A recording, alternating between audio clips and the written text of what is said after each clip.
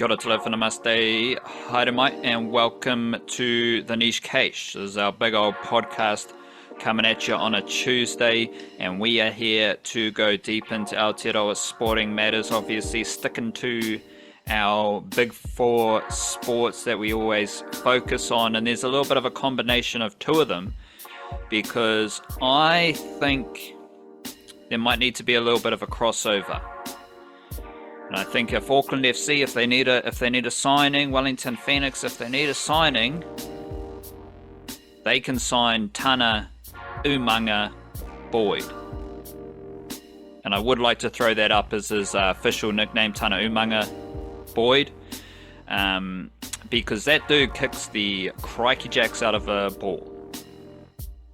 The way he kicks a rugby ball is like, it's honestly baffling. He's a pocket rocket.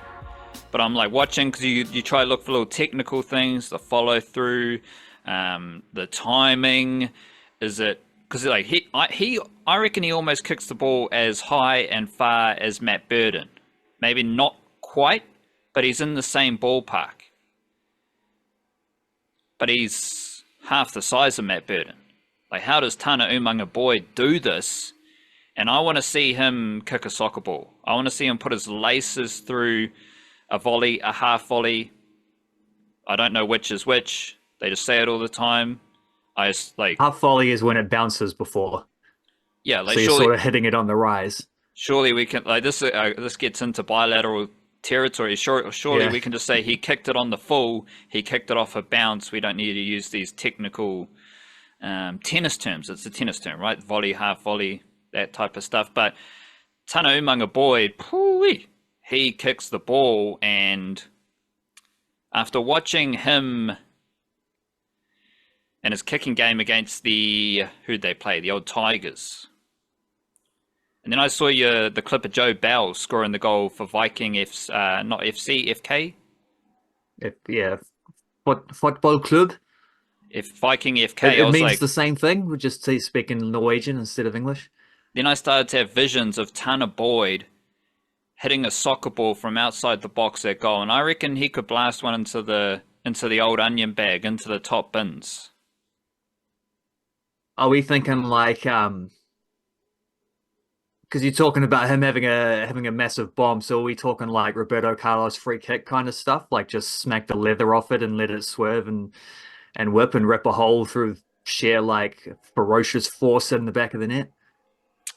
Or are you a bit more finesse here, a bit more like Lionel Messi curling it, picking his exact perfect spot?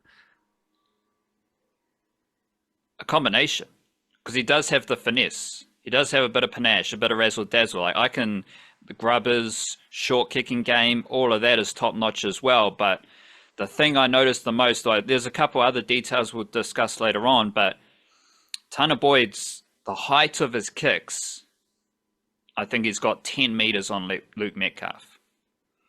The length of his kicks, I think he's got 10 meters on Luke Metcalf. Now, obviously, if you get into the geometries, the physics, and all that stuff, if you kick it higher, you might kick it longer.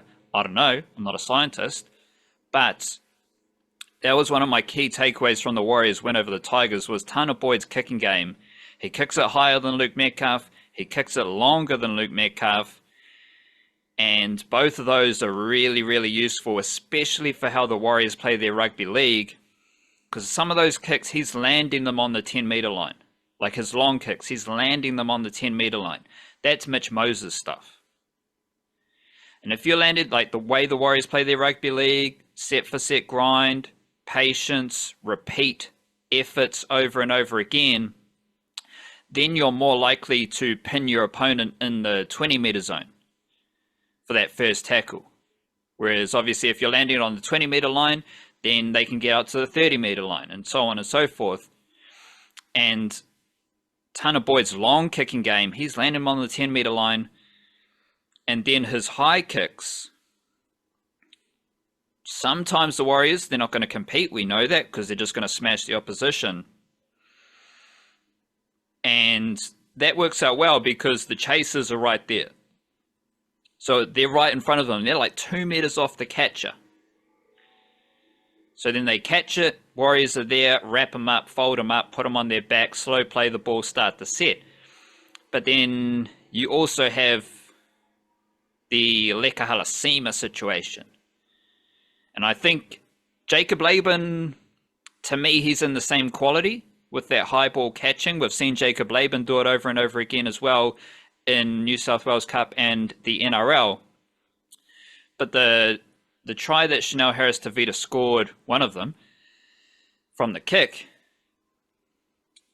that was so high that Leka Halasima, like, he was always going to win that ball. Because the thing when those high kicks go up for Leka Halasima, you can see Leka Halasima coming.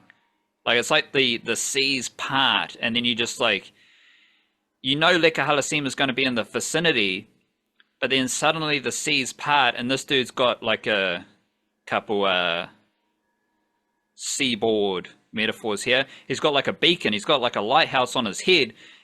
The alarm is gone. Leka Halasima is running, and you know exactly what's going to happen. But it's just the way Leka Halasima chases those bombs. And if Tanah Boyd's kicking those kicks, I think the Warriors, whether it's Leka Halasima, Jacob Laban, or someone who's not going to compete for the ball, they're always going to be in a very strong position. So ultimately, bring it back around to the old foosball, I would like to see Tanah Boyd dabble in a bit of football. Like all the rugby players, they can do a bit of a juggle, you know, they can juggle the rugby ball. It's just muck around skills. But I think Tanah Boyd, he might have a bit of Roberto Carlos with the right foot, but I think he might also be able to bend it. Yeah, he might be able to bend it like Beckham.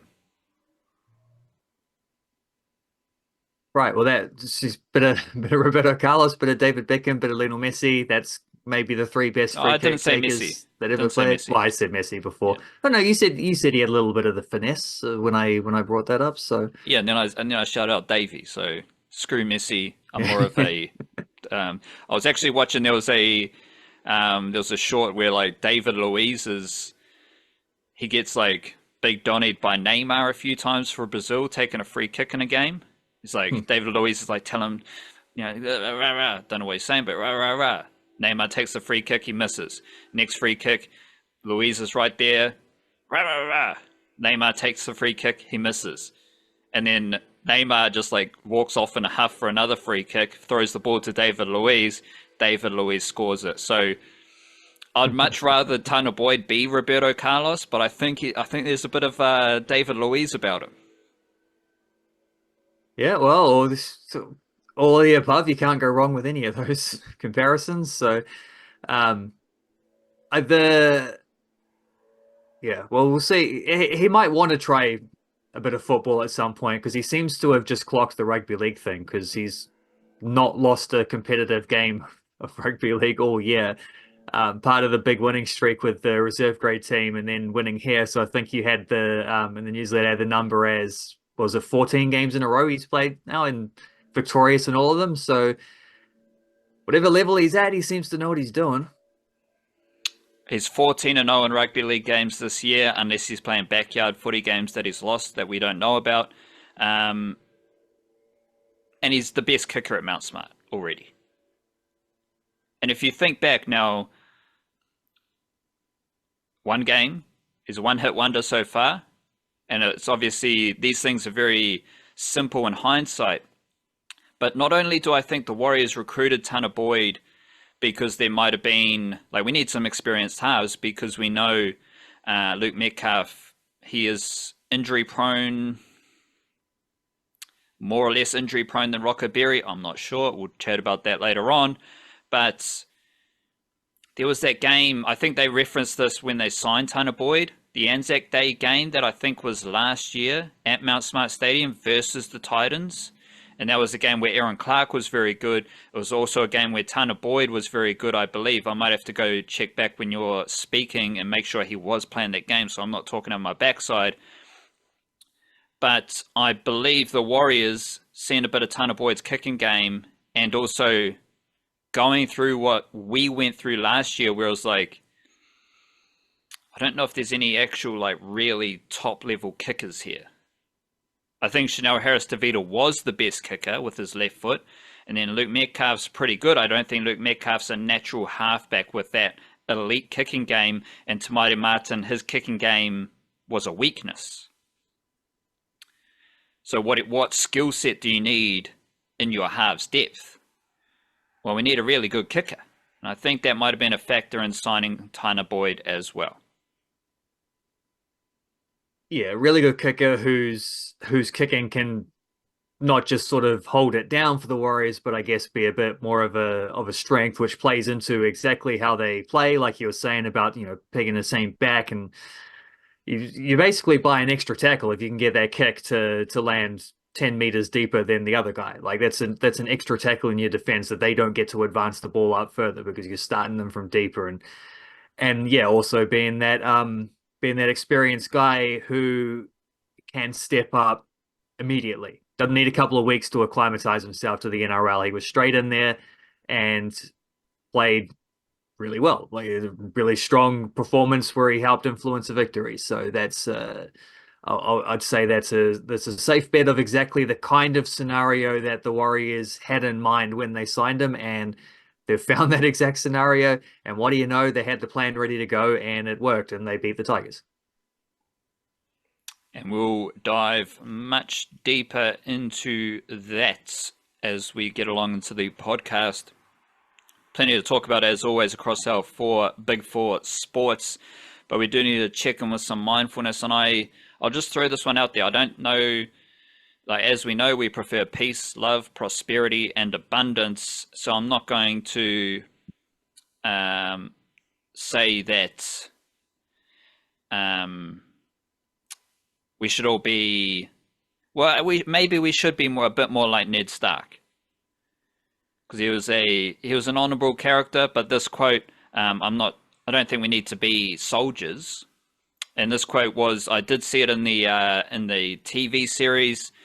I'm not sure if this is a direct quote from the book, but I also heard it in my when I was doing my listening reading. He's talking to Varys in a moment of weakness for Ned Stark, when he's just been. I've actually had to challenge myself to embrace this phase of A Song of Ice and Fire, because it's horrible. Like, it's just everything about the Stark whānau in King's Landing is terrible, and I hate it. But it's part of the story, so you got to roll through it. Ned Stark says, talking to Varys, "You grew up with actors. You learnt their craft, and you learnt it well. But I grew up with soldiers. I learned how to die a long time ago." So I don't want anyone to be a soldier, don't want anyone to die, but he's referencing, obviously, Varys, his skills, his craft, and being a devious bugger. You grew up with actors, you learned their craft of acting, of cues, signals, interpersonal communications. Deception, yeah. What did Ned Stark do? He grew up with soldiers, so he learned to die a long time ago. Yeah, very stoic man. Kind of like the martyr of that whole story in the way that it planned out. I remember the first series of that show was the only one I watched without having read the books. Like, I watched the first series and was like, that's decent. I'm going to read the 3 or 4 books, four books, 5, whatever it was that was out at that point. So after that, I was only watching the show with the sort of the knowledge of at least how things worked in the books, because as it went further along, they went further apart from that because he had to condense things in order to fit it in. But yeah, that was a shock I still remember well, is when, as I knew him back then, Boromir, when Boromir got waxed nice and early on. That guy, Sean Bean, is the actor. He must have been murdered, and he'd be right up there in terms of the on-screen deaths tally. He seems to always find himself as a soldier who doesn't make it through to the final. But he did learn how to die a long time ago, so he's well accustomed to dying. He sort of mixed it up as an actor, so it's a bit of a crossover there. Yep. Well, he knew his craft. As I suppose did the other guy. We got a Ned Stark quote, and I got a Dalai Lama quote, who said, "There are only 2 days in the year that nothing can be done. One is yesterday, one is tomorrow.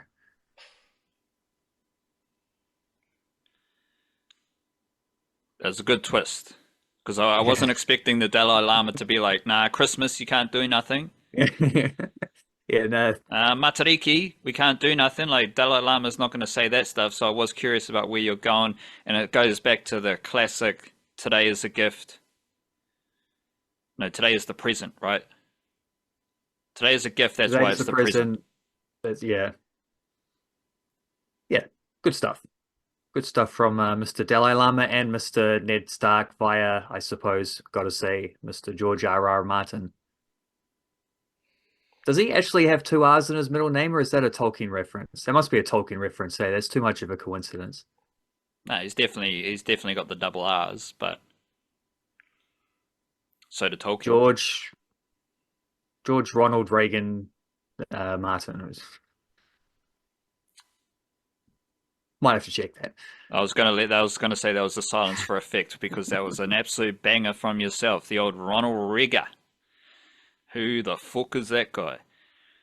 We're from the niche-cache.com, where we've got some big yarns you can read. We've got the New Zealand A Women's Series debrief, their tour of England. That is live on the website. We've got a Kiwi-NRL spotlight into the Bulldogs women who are 2-0, and definitely be talking about them. 2-0 in the NRLW, and their team almost half full of wahine from Aotearoa. If we add another half player, then we could get to that half figure. But they've had 8 wahine from Aotearoa and their team of 17. So we need to get to 8.5, then we can hit that half mark. Also, shout out to Tavita Nofahu, who made his NRL debut for the Dolphins.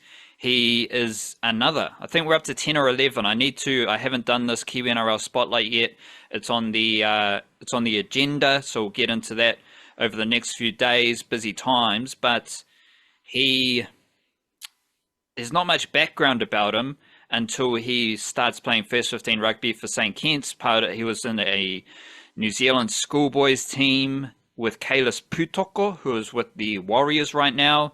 And Peter O'Sullivan, who loves rugby union in Aotearoa, he recruited Nofahu to the Dolphins. And he's the first. Is he the first? I think he's the first player that the Dolphins recruited from Aotearoa to enter their system as they entered NRL, who has gone on to debut. Other guys in that category: Elijah Rasmussen, John Whinianga Nofo. The next in lines, both of them played first 15 rugby in Auckland as well. Whereas someone like Oblix Tafa, who made his debut a few weeks ago, he was recruited not directly from Aotearoa. So Tavita Nofahu, we've got heaps of Kiwi-NRL debutants so far this year. So I'll be doing a Kiwi-NRL spotlight about him. Got the Bulldogs there. We've got the T20 Tri-Series, the trilateral competition between the Blackcaps Zimbabwe and South Africa. That preview's live, and we'll discuss that coming up as well. Domestic football roundup is live. Lots of great stuff on our website, theniche-cache.com. If you want some Aotearoa sporting information sent directly to you every Monday and Thursday, sign up for our newsletter via Substack, thenichecache.substack.com. You can join us on any of the interweb platforms, however you do your thing on the interwebs. And if you're feeling generous, we do have Patreon, we do have Buy Me a Coffee, and plenty of avenues for you to support our mahi as well. And I'm a bit torn at the moment. I'm happy, but I'm just confused, and my basketballing heart is torn. Because we have the Southland Sharks, the infectious, the vibrant, the irresistible Southland Sharks have made it to the NBL Finals. They smoked Canterbury Rams in Canterbury, so no more dynasty for them. This is Southland Sharks taking over the South Island. That was amazing, that win. And they will be playing the NBL Final against the Wellington Saints, who have my favorite basketball player in the whole wide world, Hiram Harris. So I'm in a situation where I don't know who to cheer for, because I'm big on the Southland Sharks. Like, we love this regional sporting action. Unfortunately, I think this final will be played in Wellington because they are the higher qualifier. But if the Tauranga Whai defeated Wellington Saints, then that game would have been in Invercargill. Invercargill's getting behind their Southland Sharks. There was a couple of Southlanders in Christchurch for the win over Canterbury. That was really entertaining. So I love seeing Southland basketball thriving with this team.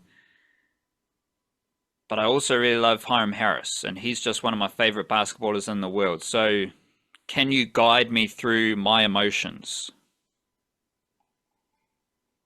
No, I don't think so. I mean, that's the thing with grand finals is that like they go one way, they go the other way. You're never quite you're never quite sure. But I think we are in a situation where it would be a worthy winner either way. And it's actually quite hard to pick. Like, I think the Saints deserve to be favorites. They have been the best team across the full span of the regular season, but then a team like Southland has also proven how it's not necessarily matter how you went through the whole regular season. It's how you finish and the momentum you can bring into the playoffs, because they were all right to start the season, but it was really once Sam Timmins turned up and their inputs got settled within the second half of that regulars where things really turned, and they won 7 games in a row leading into the playoffs.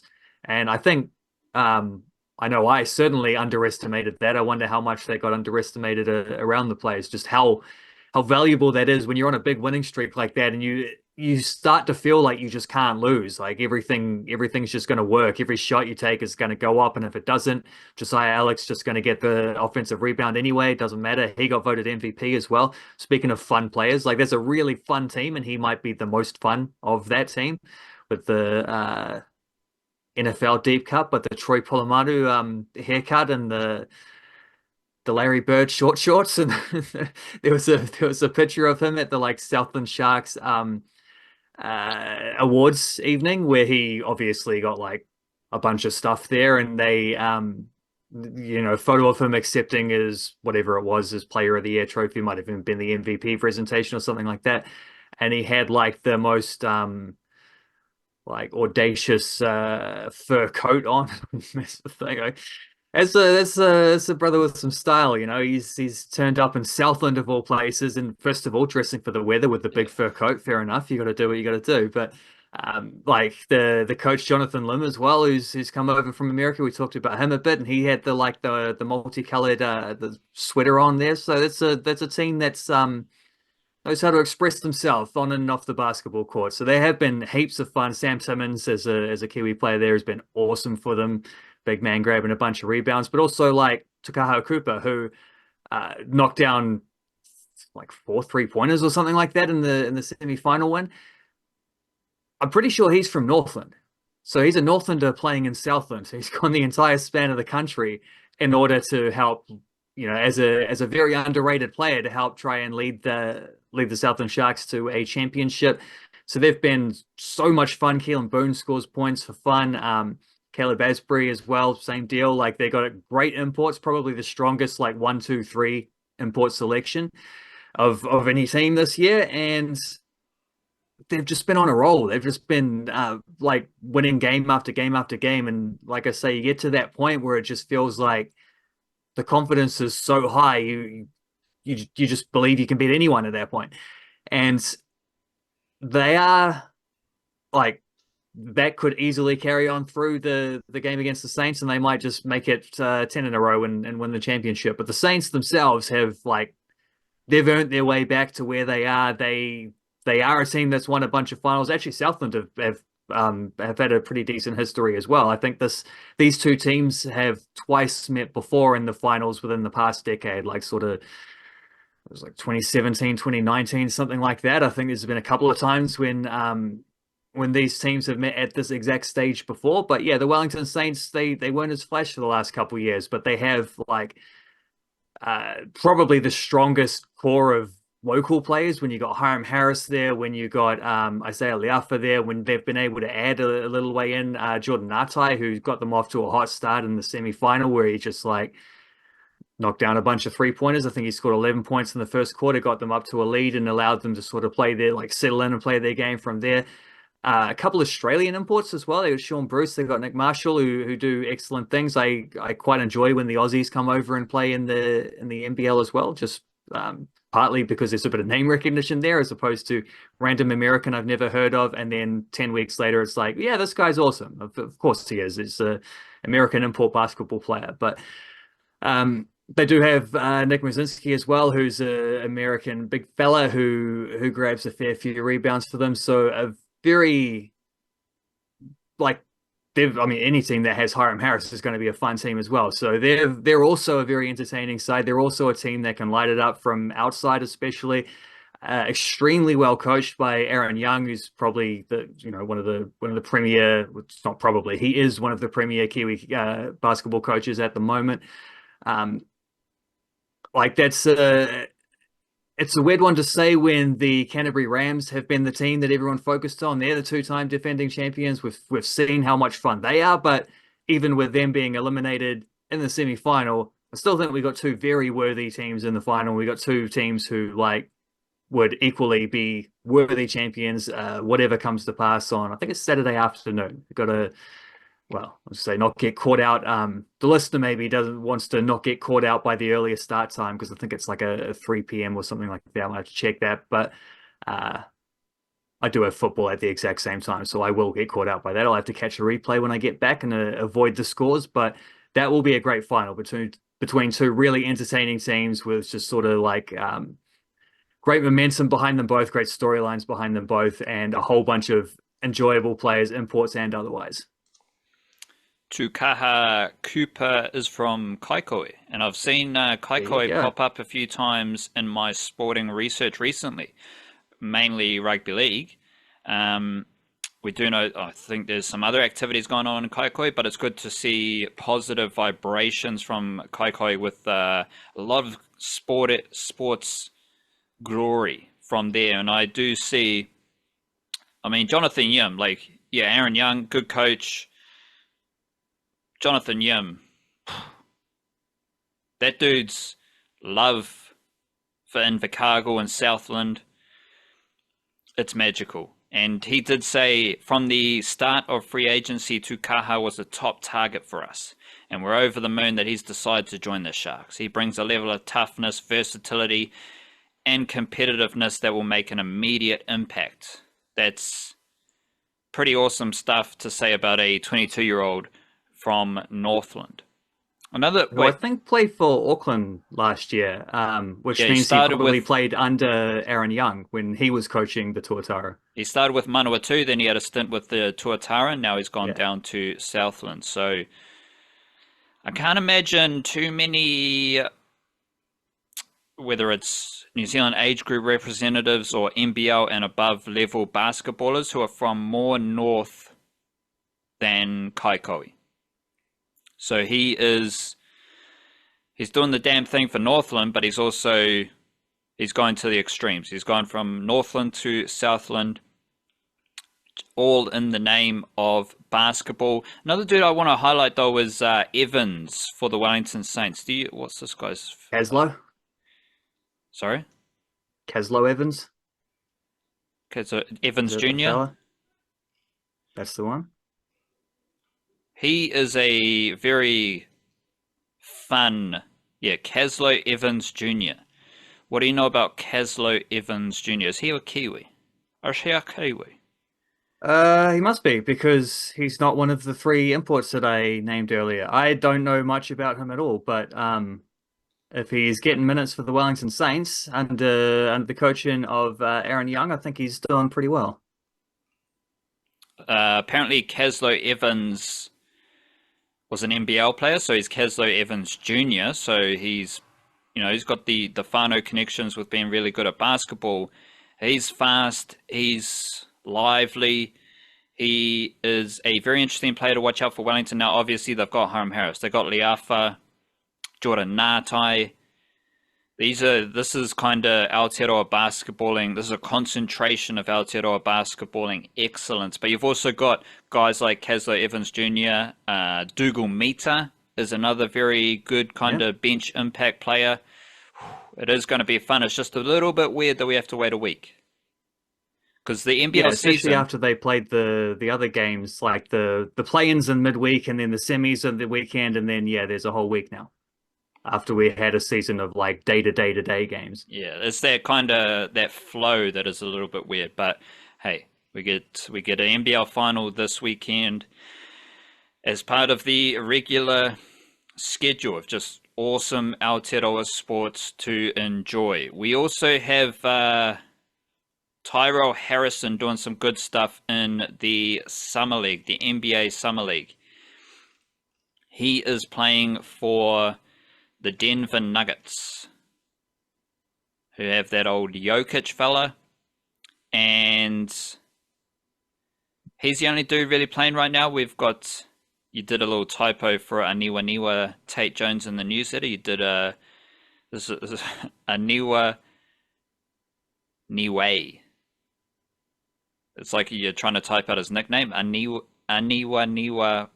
Niue Tate Jones playing for Toronto, and Sam Meninga playing for the LA Lakers, but they don't seem to actually be playing. Whereas Tyrell Harrison has been doing some good stuff with the Denver Nuggets. 24 minutes in both his games so far. Few points, few rebounds, assists, a steal, a block or two. What is the deal with Tyrell Harrison, who it's easy to draw the Steven Adams comparison with Tyrell Harrison. Like, no disrespect to who he is and what he does as his own individual human being, but it's easy to draw those comparisons with big old Steve. Yeah, and I almost wonder if he's doing that on purpose because if you are a 7-footer New Zealand international, Stephen Adams never actually played, but isn't actually a New Zealand international, but he is, a very hardy Kiwi. Tyrell Harrison actually born and raised in Australia, but with a Kiwi father, always in touch with the Kiwi heritage, has always represented New Zealand through. Um, he like he's even 7 foot tall center. I was watching him playing in the last in this. I watched the highlights of the first game, and when I realized how much how involved he was and how much he played, I'm like, well, I gotta make an effort here and catch the sort of catch the full thing for the next game on was Sunday or whatever it was. So I watched that. I'm just watching a Kiwi center sitting hard screens, chasing offensive rebounds, grabbing a few putback buckets as well. Like it's just this is the Steven Adams back. He's doing the things that Steven Adams has become famous for doing, and he's even grown his hair out to look like him. He's got the tats on the arm. He's similar size. Also got the sort of, I think in Tara Harrison's case, it's Māori heritage, but whereas for Adams it's Tongan heritage, but still got the Polynesian connection there. Any American who's looking at Tyrell Harrison is going to compare him to Steven Adams immediately, and I wonder. Well, that's a good comparison for Tyrell Harrison. That's something where it's like if he's getting compared to Steven Adams, it's going to help his cause. That's going to be the kind of thing where like maybe some of the things he does will get seen in more of a golden light in order to like fit that comparison a little bit better. So it's a good thing to play up, and it's a funny one because there seems to be Steven Adams connections all over this because I'm looking at the Denver Nuggets roster and how they're sort of building what they've been doing in the offseason, how they're kind of trying to shape up another championship run around Nikola Jokic. And one of the most significant moves they made was to trade for Jonas Valanciunas, who Steven Adams himself was once directly traded for. That's how Adams got to the Grizzlies, was he was traded for Valanciunas, who went to Pelicans, blah, blah, blah.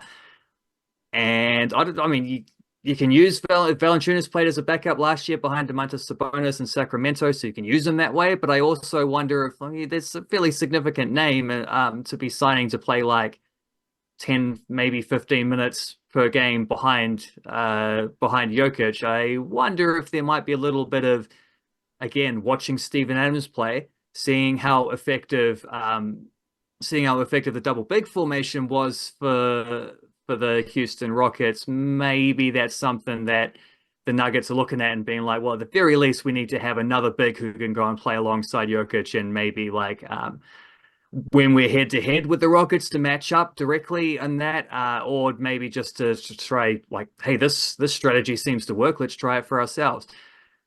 In which case, you probably also want to do what the Rockets did and sign a sort of Clint Capella type to be a third option, so that you have a bit more depth. If you're going to play those guys together, you need someone else, so that you need at least a third big man, if not a fourth. And they have an open two-way spot. They have one other big man on the roster, Deron Holmes, who played Summer League last year, tore his Achilles, missed the entire year, and is just coming back to play Summer League this year. So he's been playing alongside Tyrell Harrison as Summer League. And they have an open two-way contract. And I normally don't go into these like Kiwis in the Summer League stuff being like, well, I wonder if there's a chance they could get into the NBA. It's like, it's professional development. It's what you're seeing with Sam Meninga. Like, go over there, hang out or train a bit, maybe get a few minutes for a team like the Lakers, then go back to the Breakers, and you've leveled up a little bit by playing alongside better players and learning some stuff. And sweet as. Tyrell Harrison is starting games, though. He's not just hanging around DMP, 6 minutes here, maybe 12 minutes in the last game kind of thing.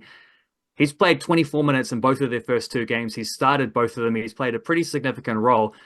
And there seems to be an open spot for him as a two-way player if they want him, if they decide that he's the kind of guy they could go after. They're also right up against the salary cap, so they can't really sign a free agent to do that. They probably need to find someone cheap, and international players are, as cheap as it's going to get. The Steven Adams comparison is all over this. And I'm not saying it's going to happen, but I am saying it's possible. Like, it does seem like it's one of them things where there is NBA potential about this. This isn't just a professional development experience for him. This is like this is an audition. So best of luck for the last few games for him, because he's got a chance here. And we also have the Tall Ferns in action, trying to follow on from the New Zealand Under-19 World Cup success. Tall Ferns are playing in the Asia Cup. So what's doing over there? Yes, and they lost their first game against South Korea, who were a team they beat narrowly in their Asia Cup efforts last time 2 years ago when they finished fourth. So that was kind of like a bit of a gateway game into making the semi-finals. I don't think this squad is going to match that. They're missing a few too many players, which was a weird experience to try to filter through when that squad was announced, and they didn't tell us any reason why players were unavailable, but it does seem like it was players that were unavailable rather than like coaching not picking new established players or anything like that. I think it's just that they had a bunch of players who had other things going on. Most of them probably aren't full-time professionals, so it might be a tricky time of the year, blah, blah, blah. The squad that they've got, though, is pretty exciting.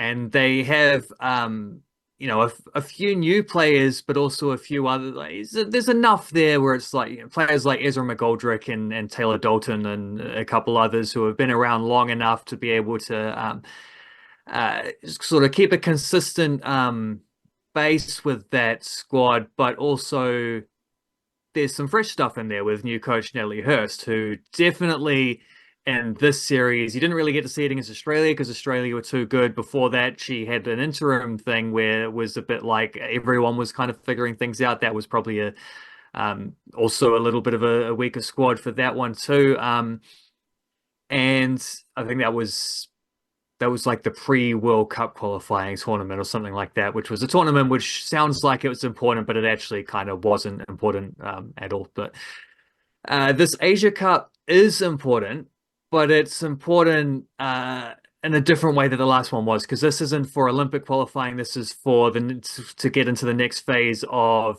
apart from being a tournament in and of itself, the continental championships. It's also you got to finish in a certain placing to progress in World Cup qualifying in order to make it to the qualifying tournaments for those coming up, I think, early next year. So whereas the Olympics has like 12 teams or something like that, I think the World Cup has 16 or 20 or 24. I don't know what the number is, but there's more teams that play at the World Cup.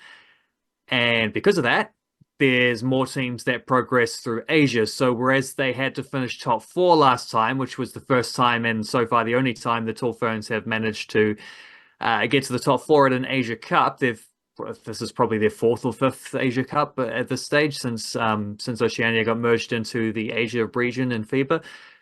This time they only have to finish top six. and it's an 8-team tournament. So basically, their entire success of this tournament relies on whether or not later this evening, possibly already happened by the time people are listening to this, whether or not they beat Indonesia, which they absolutely should. And I'm more confident of them being able to win that game than I was coming into the tournament. Well, I would have put it at a 90% thing at the start of it, but now I'm pretty certain, having seen how they played against South Korea, because a decent South Korean team, they might have expected to win a little by, a bit more than that against a tall Ferns squad. They had a couple debutants and had a new coach and maybe missing some key players, and all those things were true. The tall Ferns played really well in that game. They trailed for most of it, but they gave it a real nudge towards the end. Emi Shearer was the MVP. She scored 22 points, I think, right towards the very end when they were having sort of like their last scarf. She knocked down a three-pointer. She made a couple free throws. One of the rare instances of the tall Ferns in that game where someone went to the line and made both free throws. They almost, I think they was 13 of 22 or something like that for the game and a 2-point defeat. That's not ideal. Shearer also hit with about 6 seconds to go. She hit a little pull-up jumper from 8-10 feet or something like that.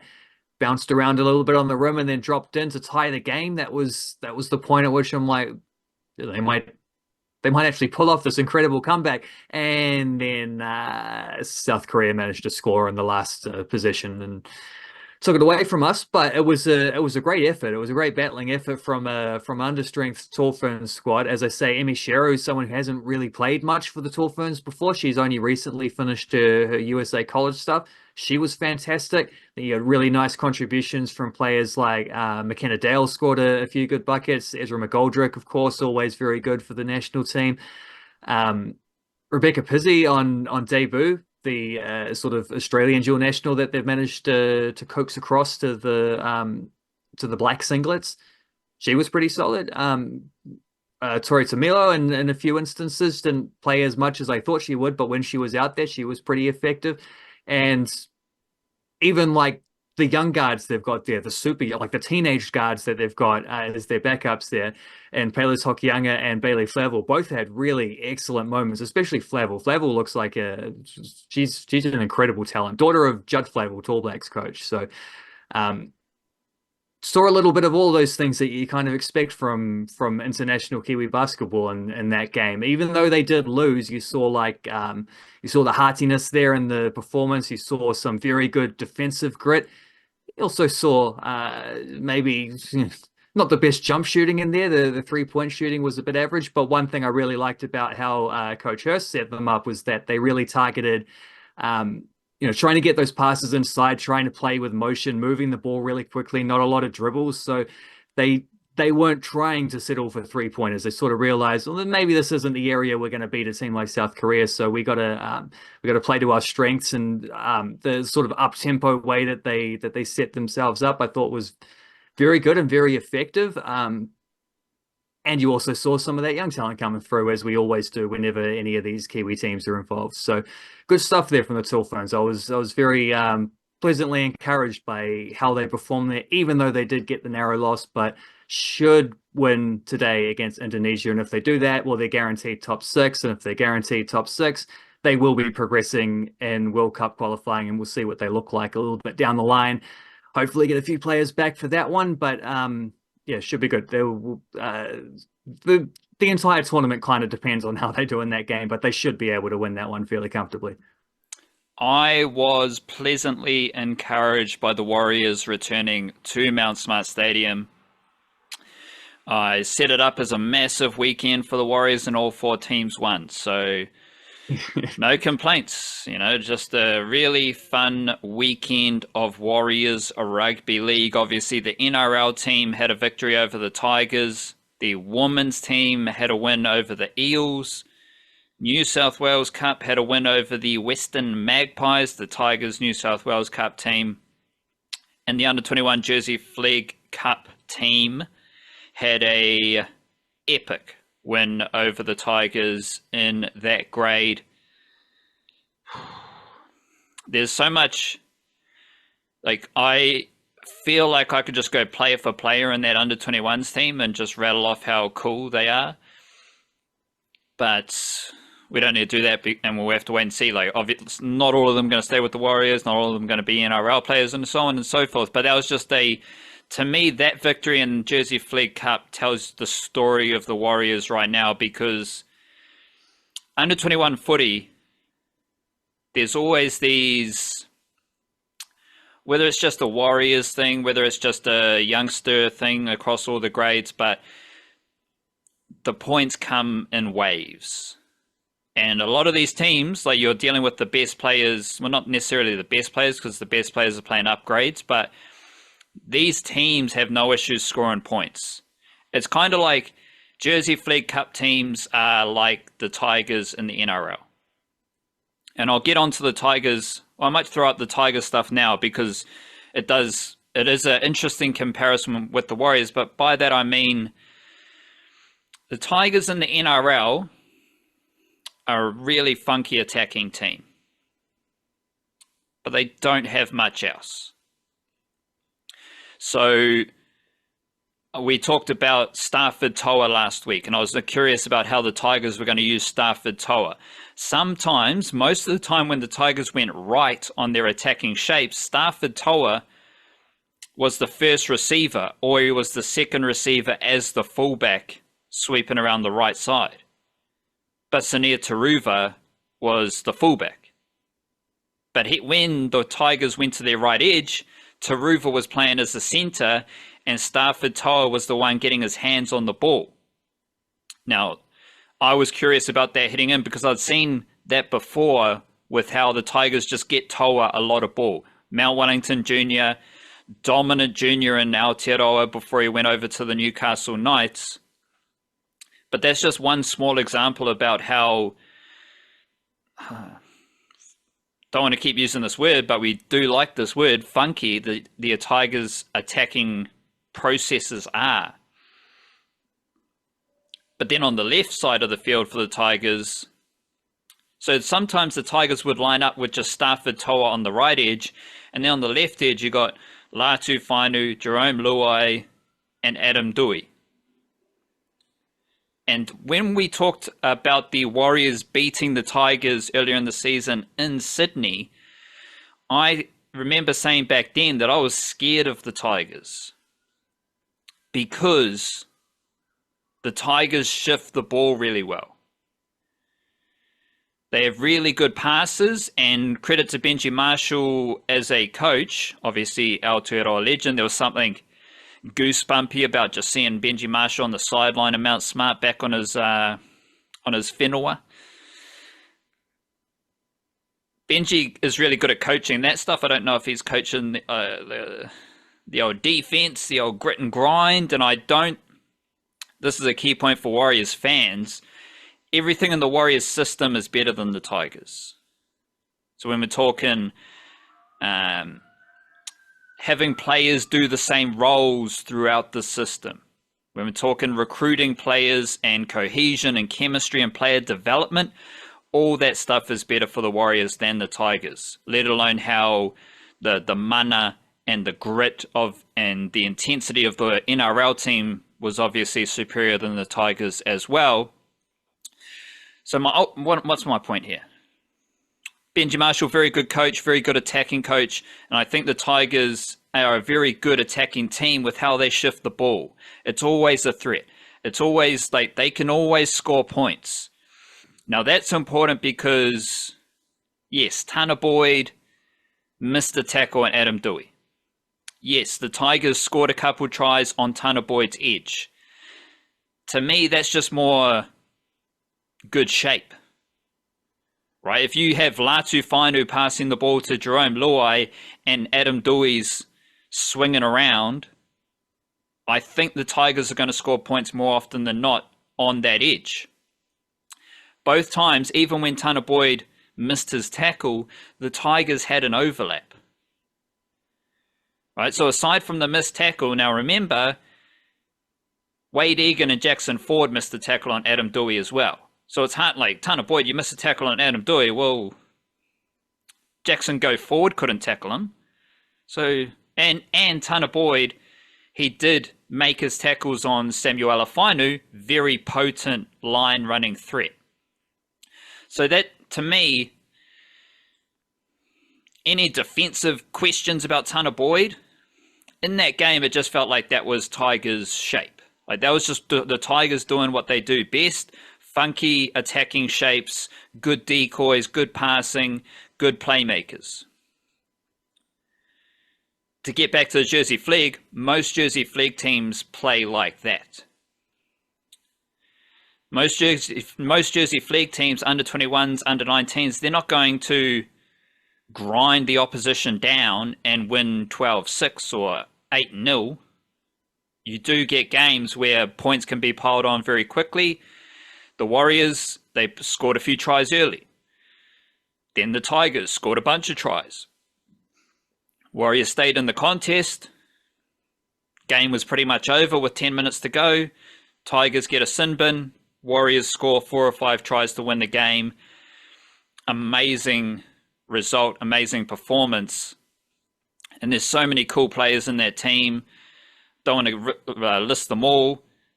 But the two that I've been thinking the most about is Paia Sikuvea, who's Mangere East Junior, who had this crazy highlight where he does, like, you remember the Dimitri Vaimonga gifts that I've made this season, where he's bouncing and rocking and rolling? That Sikuvea gif is the same thing. Now, Sikuvea is very interesting because this is the Warriors system, he is cooking as a small forward type of player. But he's also under 19s playing up into under 21s, and he's also playing as an edge forward. Now, he's playing as an edge forward, and the Warriors in that under 21s team, they had Makaya Tafua playing at hooker the whole game, Etuati Fukafuka playing as a small forward, and then their bench hooker was Jericho Felipe Talasau, who didn't actually play hooker, he just played as a middle forward. So the Warriors in that game, for portions of that game, they had Tafua at hooker, Fukafuka and Felipe Talasau as small forwards, and then Sikuvea, who is he's a small forward, but he's very fast, very dynamic, usually plays in the middle. He was playing on the edge. So there's that thread of, there's the thread of really awesome players coming through the Warriors system, but there's also that thread of the small forward style of player that we know the Warriors love right now. But then you've also got the versatility. Sikuvea playing middle and edge. You've got Felipe Talasau. Sometimes he's starting hooker when Makaya Tafua is playing New South Wales Cup. Jacob Aulaw is unavailable playing New South Wales Cup. Felipe Talasau is the next hooker in line, but he's playing middle forward. The game-winning try was scored by Brandon Norris from Northern Territory. I think he's actually from Palmerston, maybe, which is just outside of Darwin. So shout out to Aussie recruitment, right? They've got this dude from the Northern Territory who is an absolute weapon. He has played wing and centre this season for the under-21s. But he played most of this game on the right wing. Jackson Kite is the left edge forward. He gets injured, so he leaves the game. But he's subbed off and Talon Egan comes on. So what happens is Patrick Moimoy goes from left centre to left edge forward. Brandon Norris goes from right wing to left centre. Talon Egan comes on to play right wing. So Brandon Norris was right winger, but he scored the game-winning try as the left centre. That is another thread we've seen throughout the Warriors system. Because what happens with Rocco Berry is that he usually gets injured. And I'll just try and confirm this. We'll pull up the old Rocco Berry profile, one of the Greytown's finest rugby league players ever. Rocco Berry has played 6 games this season. He has played 80 minutes in 3 of them. And the Warriors have lost 2 of those 3 games. Rocco Berry has played less than 80 minutes in 3 other games. How many of those games do you think the Warriors have won? Well, I know the answer to this because I edit the newsletter, so I can tell you they won all three of them. And I'm assuming he went off injured if he's not playing 80 minutes, right? He's that position is not one you substitute normally. So Yeah, the most injury prone player at the Warriors. If he's not playing 80 minutes, he probably it's got injured. probably Like, an injury. yeah, Yeah, probably an good injury. good logic there. When Rocco Berry doesn't play 80 minutes, the Warriors still win. Right? And that's very important because we've seen Adam Pompey play centre wing. We've seen Kirk Capewell play edge forward centre. We've seen Leka Halasima play centre. And what happened in the game against the Tigers, now this is the crazy versatility. Berry's off, and as he's on the sideline in agony and we're all having a cry about another Rocco Berry injury, the Warriors have a scrum play with Te Maire Martin as their right centre, and they score on that play, featuring Tanah Boyd. After half-time, Te Maire Martin's playing left centre and Adam Pompey is playing right centre. Funnily enough, when Adam Pompey, like, there was some, don't want to go too deep into this, but it was a weird commentary game because, I mean, Monty Beetham thought the Tigers were the greatest NRL team in the world. I was like, bro, you got to chill out with some of this Tigers praise. Like, that was just a bit goofy. Like, Well, I enjoyed the bit where he was explaining how the position that he used to play is the hardest position on the field. It's like, yeah, well, you would think that, though, wouldn't you? yeah, I just found it hilarious that how good he thought the Tigers were. But that's just a complaint. But there was also a Rocco, Pals with Benji. but the Rocco Berry, his defensive prowess. There was a lot of that chat. But funnily enough, when Adam Pompey went to right centre, the edge defense was actually pretty good on that side of the field. But that meant Te Maire Martin, he had a last pass for a Dallin Watene-Zelezniak try on the right side of the field before halftime. Second half, he throws a last pass to Leka Halasima on the left side of the field playing left centre. So in that game, Te Maire Martin and Adam Pompey played both centre positions, and the Warriors won. That's the versatility thing that I'm really impressed with about the Warriors, and it goes down throughout the grades. Like, you're seeing guys play multiple positions in each team and develop those skills. Now, obviously, you got your specialists, but where the player has the skill set, they are given those opportunities, and it's important because there's so many injuries, concussions, and different things that happen in a game of rugby league. So it is very, very important. You're about to say something that you can finish.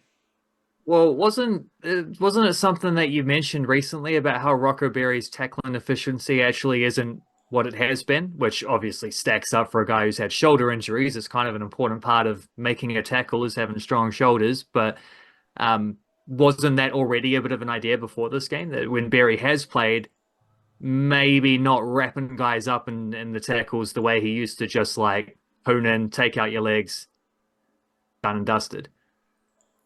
This is Rocco Berry's first season below 90% tackling, and he's gone down to 84.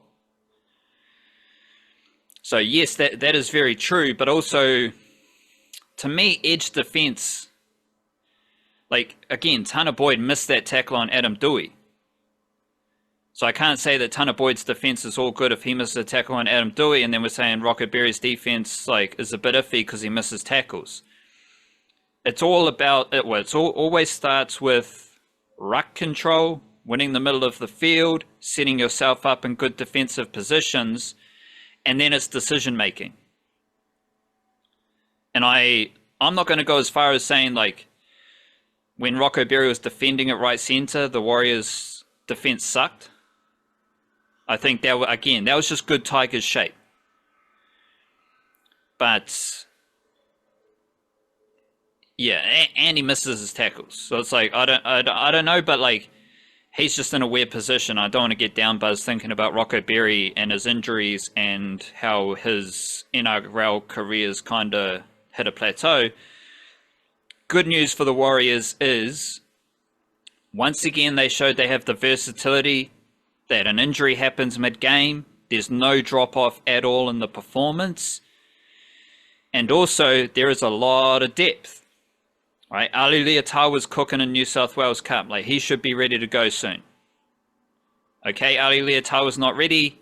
We know we can plug in Kurt Capewell at centre, because we also have edge forwards coming out the wazoo. Like, Laban only played 15 minutes against the Tigers. Playing mainly right edge with Niokori taking a break. Leka Halasima, 80 minutes on the left edge. I thought that was like, Dimitri Faimonga was fantastic as well. Very impressive game overall, but there was... Now, just go back to the Tigers thing, because yes, I'm wary of the threat the Tigers pose, but we've seen it 2 games now for the Warriors against the Tigers. If the Warriors play the Tigers again, I am confident that the Warriors can just battle, win the game in the last 20 minutes. Like, that has been the recipe in the 2 wins over the Tigers. And this wasn't a sublime Warriors performance at all, but you just kind of felt like if they could take the Tigers deep into the 80 minutes, that they would eventually be able to put some points on them and nullify their attack. Because the weird thing about the Tigers, not only do they change a whole bunch of stuff in their system, like the Jersey Flegg team had Josh Faletti Mateo. He was playing centre. He's played NRL and he's playing under 21s. That is, in a roundabout way, that's an example of just how much chopping and changing there is in the Tiger system, because you go in the NRL team during their games, well, Adam Dewey's moving from left centre to middle, playing as a lock. Jack Bird's moving from lock to left centre. They change everything. Like, at some time... Dewey play halves like 2 weeks ago as well? Yeah, and then at some point it looked like Whanua Pole was playing left edge where he kept dropping the ball or something, like, because I think Samuel Whanua, that's after he got injured.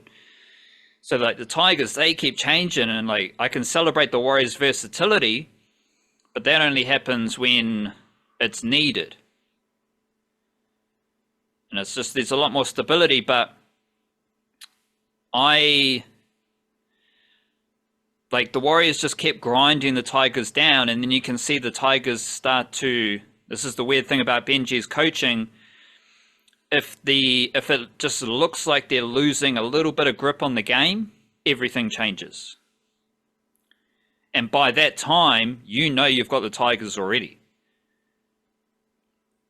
Like the Newcastle Knights, I think both teams, women and NRL, are playing Tigers on Knights, on Sunday.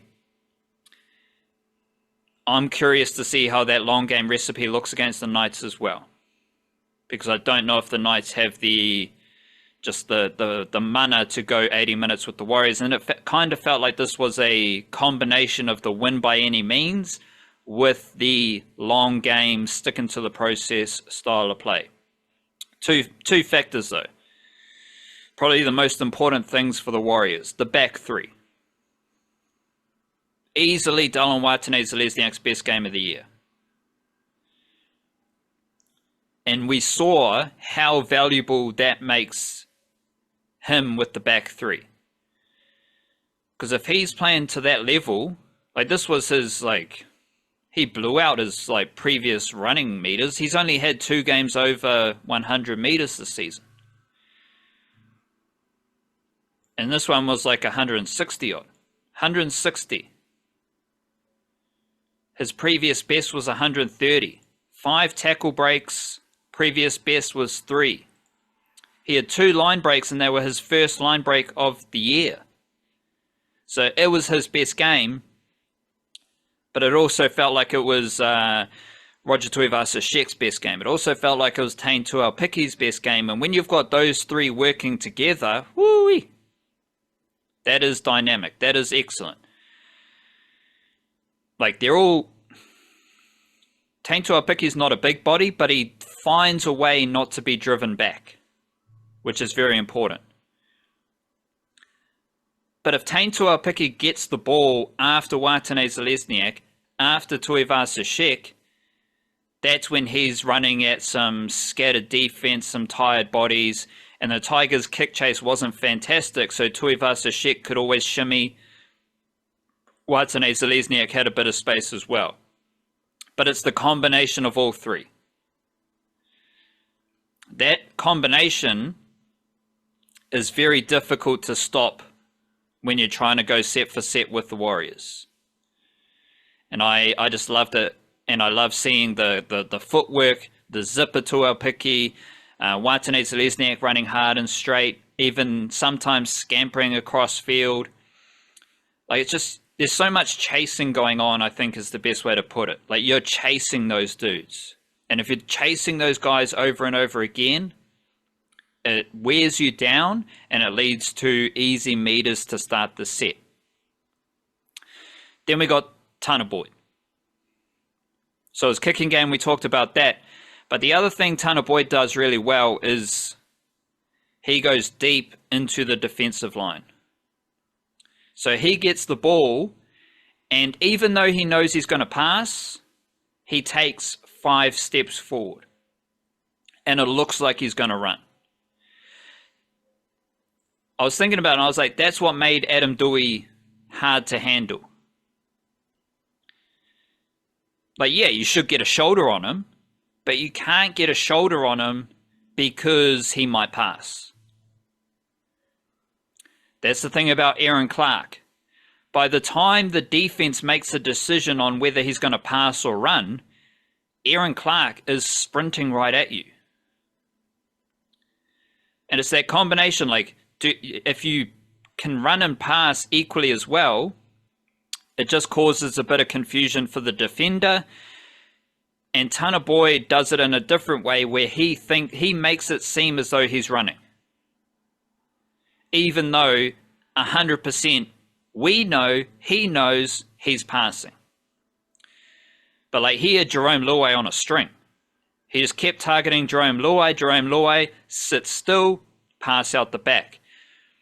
The funky thing about Tanah Boyd, though, was he was doing it on both sides of the field. Now, think about this. You're in an NRL game, you got the ball, you're holding it in 2 hands, you're running at the defensive line pretty fast, like you've got to actually look like you're running at the defense. Then you throw a 10-meter pass straight into the breadbasket both ways. To do that, you need to slow down a little bit and actually be able to like twist, because you're not passing it sideways, you're passing it backwards on the angle. That's really hard to do, and Tanah Boyd did it really well on both sides of the field. So he's passing left to right, he's passing right to left, and he's just controlling the whole game, to be honest, and that led into what everyone thinks is Chanel Harris-Tavita's best game. Statistically, Harris-Tavita was like below his usual mahi. Touches, kicks, runs. But I think that Tanah Boyd ability to control the game in the middle, because what happens is Tanah Boyd, he's basically playing in the middle. So Taine Tuaupike's on the right side, Chanel Harris-Tavita's on the left side, Tanah Boyd swing both sides of the ruck. He's putting Taine Tuaupike into space on the right side of the field. He's putting Chanel Harris-Tavita into space on the left side of the field. And I don't think it's a coincidence that Chanel Harris-Tavita looked awesome playing outside Tanah Boyd. Because Tanah Boyd, like Luke Metcalf, I'm not going to say anything negative about him. Tanah Boyd is a pure halfback. It's not like, oh, he's a 6. Oh, he's this, he could be that. He grew up as a full... No, Tanah Boyd's just a pure number 7. And having that presence with a... Because to me, Chanel Harris-Tavita is just a pure number 6. So you got 2 pure souls in your halves. But if you got that halfback doing controlling the game, it opens everything up around them. So I was very impressed with Tanah Boyd, and it was just a really good win for the Warriors. 2 wins over the Tigers this season. Both games were pretty competitive, but it never really felt like the Warriors were in danger, because by the time it got to 60 minutes where it might have been an issue, both of those games the Warriors are able to pull away, because that's what the Warriors do. Your thoughts? Yeah, well, it seems like because Metcalf was obviously more of a he was playing as a halfback. He was doing a lot of those roles, but yes, because he's such a running threat. It's not that they had 2 number 6s, but it's like the balance was different. It was a bit of like Chanel Harris-Tavita had to do maybe a bit more of the kicking or some of that stuff, where it's like the duties were a bit more split, whereas in this combination it seemed like it was just very straight up and down, like you're the 6, you're the 7, you're each doing the things that is expected of those. So it wasn't so much that, I didn't think from what I was watching, I didn't feel like Harris-Tavita was playing better or worse than what he's been doing. Another, just a bit different, just a slightly different what's the word? The instructions had changed slightly, and the dynamic worked very well. It's Tanah Boyd was pretty awesome with how he organized things. He kicked very well, and it just seems to, going back to something you said at the start, it just, that type of dynamic feels like maybe it suits a grit and grindy team a little bit more. And it's, as always, you got to win the battle up front. Of course. So regardless of who your halves are, it does matter who your back 3 are, because that back 3 set the platform for the Warriors, and they allow the defensive efforts of the Warriors forward pack. Like Marata Niokore, he was pretty damn good on the right edge. Halasima was good on the left edge. Halasima did have his Metcalf moments, but again, Halasima, it's the fact that he's playing 80 minutes. The fact that he's just doing his job at the left edge position is the most impressive thing. As I said, Vaimonga was awesome. Tanner Stowers-Smith, that was his best game of the year. He added some zip and a bit of physicality to the middle, but I don't think anyone's going to come away from that game and think like Fisher Harris, Aaron Clark, and Jackson Ford were really impressive. Because, of course, Jackson Ford missed the tackle. Of course, Jackson Ford, he does have these silly errors where you're just like, he lifts the dude's one leg up, and you can't do that in the NRL. Now, we all saw him do it. He gets the penalty blow, and he's like, what? It's like, well, you can't really complain about that one. But I thought Jackson Ford was really good. I thought Fisher Harris was really good. I thought Aaron Clark was really good. They weren't standout performances, but what they did do, they controlled the middle, right? They were better than Tyrell May. They were better than Whenua Pole. They were better than the Tigers middle forwards. Even though Monty Beetham thought the Tigers middle forwards were the Bash Bros of Panthers dynasty fame, the Warriors controlled that. Like Tyrell May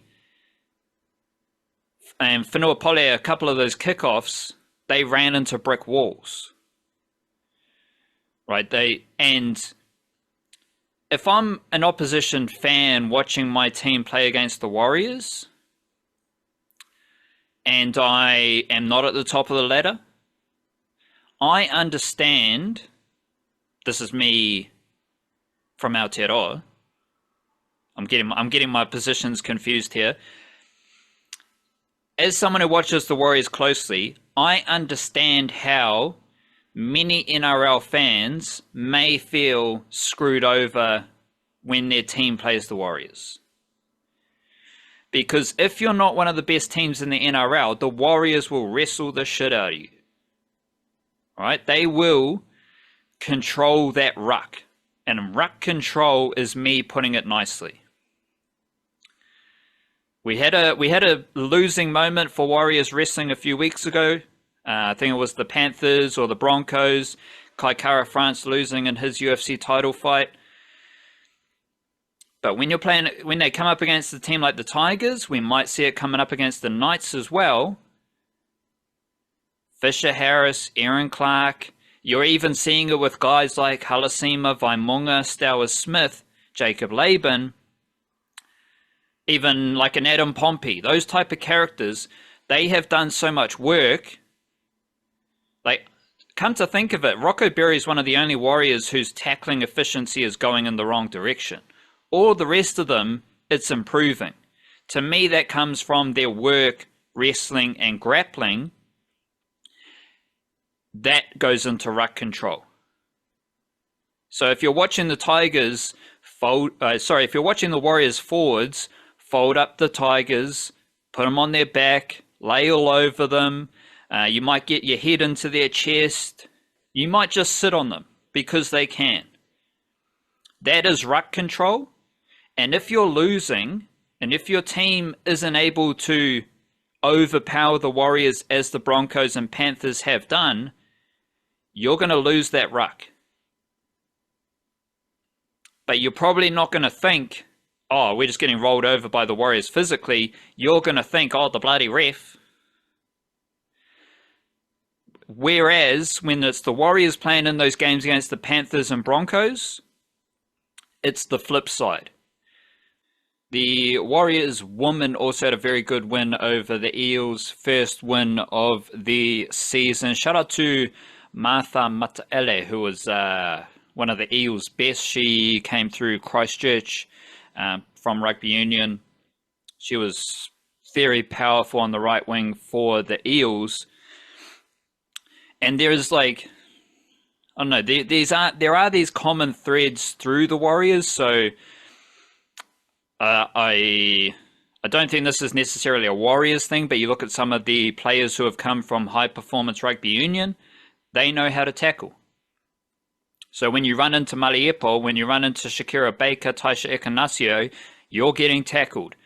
And that is part of the defensive grit and grind thread in the Warriors, but it is a bit different because it is unique to those players and their skill sets and their backgrounds. There's also a very noticeable difference and notable difference between the two teams and how they play because of their dummy half running. Obviously not like women's rugby league is different to men's rugby league. Women's cricket is different to men's cricket. And same with football. Like there's different, like this is why it's awesome, because you can watch two different styles of the same game and just enjoy how different they are. Even with those differences, this is pretty crazy. So the outside backs, or the back line, sorry, for the Warriors versus Tigers, they combined for 3 dummy half runs. That is not a fundamental element of how the Warriors play NRL footy. Raiders, other teams, they do get busy out of dummy half with their outside backs. The Warriors women, they combined for 25 dummy half runs versus the Eels. And like that is Michaela Blake. That's Taisha Ikanasio. And it's also Patricia Maliepo. Patricia Maliepo, who does most of the kicking, has most of the run meters, and is one of the most active dummy half runners behind Michaela Blake and Taisha Ikanasio. I still have Maliepo as my favorite Warriors player after 2 games. She is awesome, but there's a clear difference in how Coach Griffiths for the Warriors, how he runs this women's team with that dummy half running. They also have Capri Paikau and Lydia Turoa-Quidley, very busy out of dummy half as well. So like Capri Paikau, she's actually been really impressive as the starting dummy half. She's going to do her 5 runs or 6 runs. We expect that. But you've also got Michaela Brake, Ignacio having, 8, 9 dummy half runs a game, which is pretty crazy, but it is a recipe for success with the Warriors women's team. Well, it was at least against the Eels. And I'm like, we're previewing the Knights game, obviously recording it on a Tuesday, so we'll see how the teams are named. The Warriors going to the Knights is going to be interesting just because it's another game they should win, and we should see a clear style on show for the Warriors as we did against the Tigers. The women, Ronald Griffiths going back to Newcastle. He won championships with Newcastle. Emanita Paki won a championship with Newcastle. Lyshawn Albert-Jones won a championship with Newcastle. Newcastle Knights, what do? They love Aotearoa. Tanika Willison, Tiana Davison. They got Funny Finau from Aotearoa in their system playing reserve grade. So Shanice Parker. So that's going to be a fascinating matchup for the Wahine, but the combination of the outside backs, I think Api Nichols has been fantastic, and this is the thing about the Warriors women. Yes, they have high-profile rugby union players. Well, mainly high-profile in terms of Michaela Brake, but they also have Maliepo, Ignacio, Shakira Baker, who have been fantastic, but they don't have that kind of status of Michaela Brake and Aotearoa. But the cornerstone of the women's team is rugby league players. Api Nichols is just class at fullback. The 2 dummy halves, Capri Paikau and Turoa-Quidley, rugby league players. And then you get into the forward pack. Shakira Baker, she's playing full games. Sure, she's a rugby union player. But when you roll through that forward pack, Kaya Atai, another 70-minute full game edge forward. If you've got 2 edge forwards playing full games, which the Warriors men don't do, because Halasima plays 80 minutes, Kurt Capewell plays 80 minutes, but usually there's a rotation around Marata Niokore. The women's team, all their bench players just roll through the middle. And I think Harata Butler has like James Fisher-Harris Mana as a leader for the Warriors. She's played multiple seasons of NRLW. They got Falia Kia, who she's got a rugby league background. Like Sean Albert-Jones, she's a rugby league player. And then on the bench, you have Matakina Gray, Ashley Matapo, and Mariri Pukitapu. All of them have rugby league backgrounds. And that bench rotation is really interesting because, again, the edge forwards play full games, so then you've always got a fresh body coming through the middle. Pukitapu's a bit more of a small forward, more mobile, more loves an offload. Matapo, 18 years old, hasn't missed a tackle in NRLW. And Matakino Gray, she's a beast. As well as Harata Butler, Lyshawn Albert-Jones, and Falia Kia as well. So I think the forward pack is the foundation, and along with Api Nichols and Emily Curtin in the halves, that's the foundation of rugby league in the team.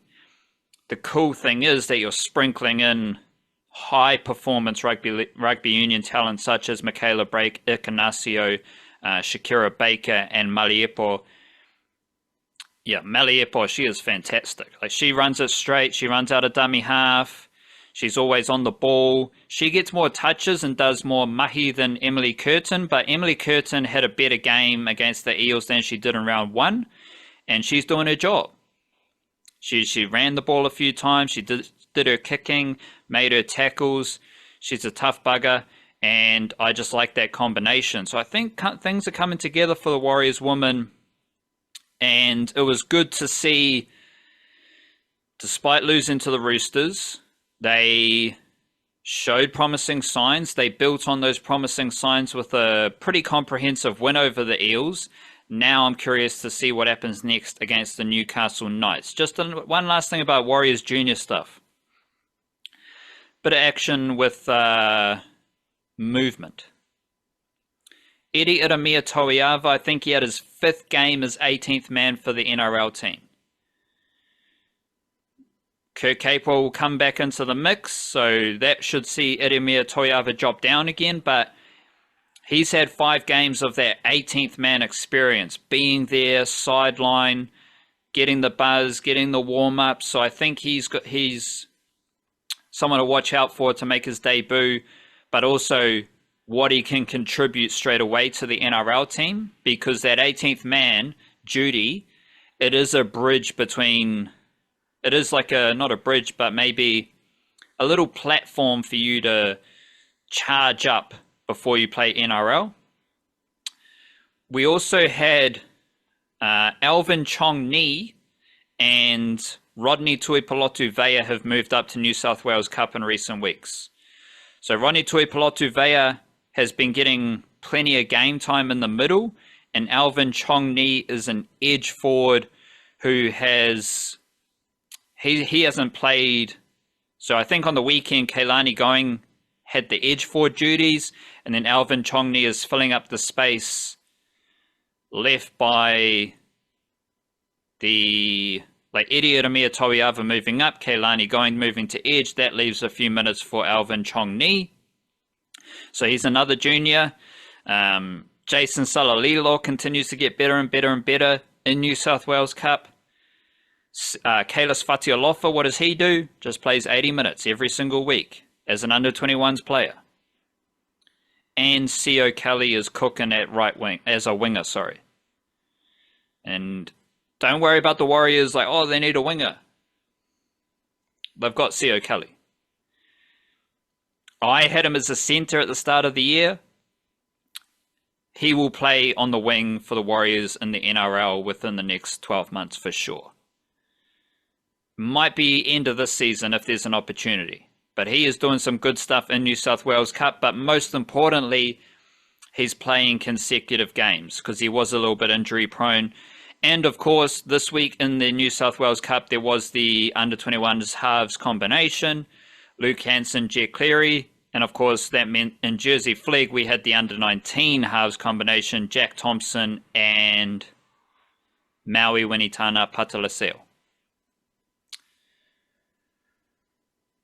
Quickly, just very quickly, because we're going crazy with the rugby league. I'm fascinated by this Dylan Brown situation, because he was playing hooker for the Eels. And the Kiwis, their best halves combination is still Dylan Brown, Jerome Hughes.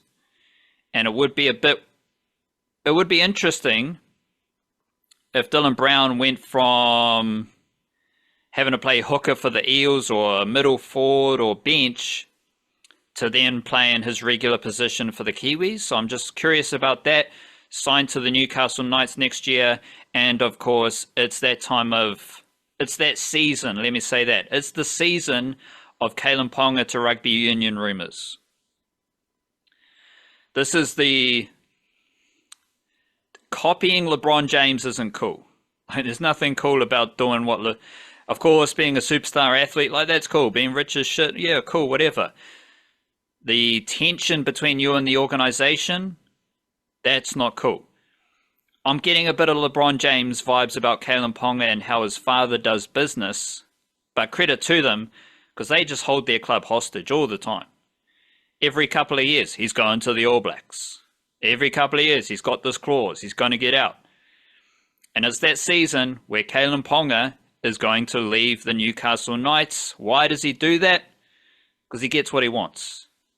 Right? It's just a power play. Good, strong organizations who overpower the player. This doesn't happen. But if you've kind of sold your soul to one player, this will happen. And the thing to remind yourself about is Kalen Ponga can only play for the All Blacks if he's playing Super Rugby. So the Aussies, they keep talking, oh, he's got this dream to play the All Blacks, and he's got this big deal from European rugby. Those two things don't align. But that also applies for Dylan Brown, right? Because he's going to the Knights next year. So what's going to happen there? The thing I'm thinking about. Will Chanel Harris-Tavita ever play for the Kiwis? He does have a whānau connection, I think, through the Harris side of his whānau.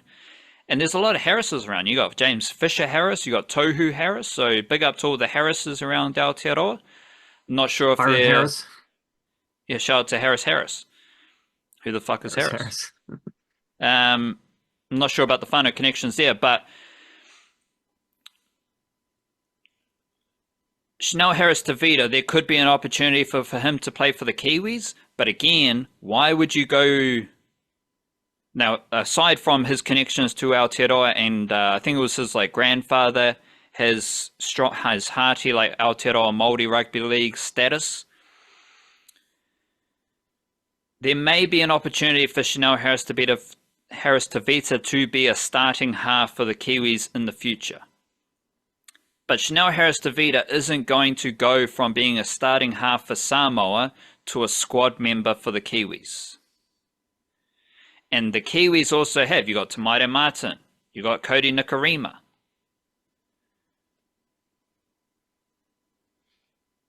Trent Toilau was in the squad last year. Phoenix Crossland. Now these dudes aren't necessarily better halves options than Harris-Tavita, but there's enough depth there that it's like Harris-Tavita may dream of playing for the Kiwis one day, and that would be cool. But reality is I can only see him playing for the Kiwis if he's going to be the starting half, right? You're not going to...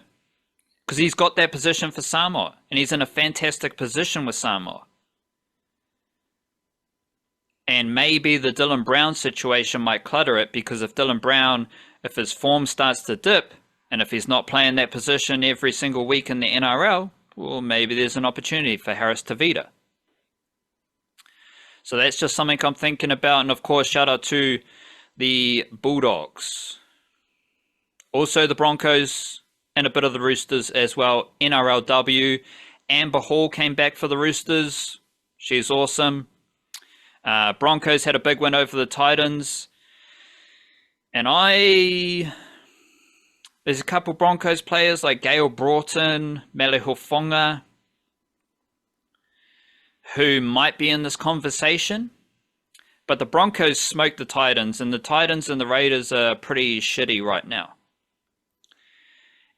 I don't think Georgia Hale is the best women's rugby league player from Aotearoa right now. I don't think you can be if your team is 2-0. So who has that honour? Maybe it's Gail Broughton. Maybe it's Mele Hofonga. Maybe it's Michaela Brake. Maybe it's Patricia Maliepo. Maybe it's also 20-year-old Alexis Tauaneai from Wellington, Wainui Amata Jr. And I typed out the Bulldogs spotlight, and I was like, oh, there's a couple 19-year-olds in the team. Samina Lokatui, Shaquela Mahakitau Monshel.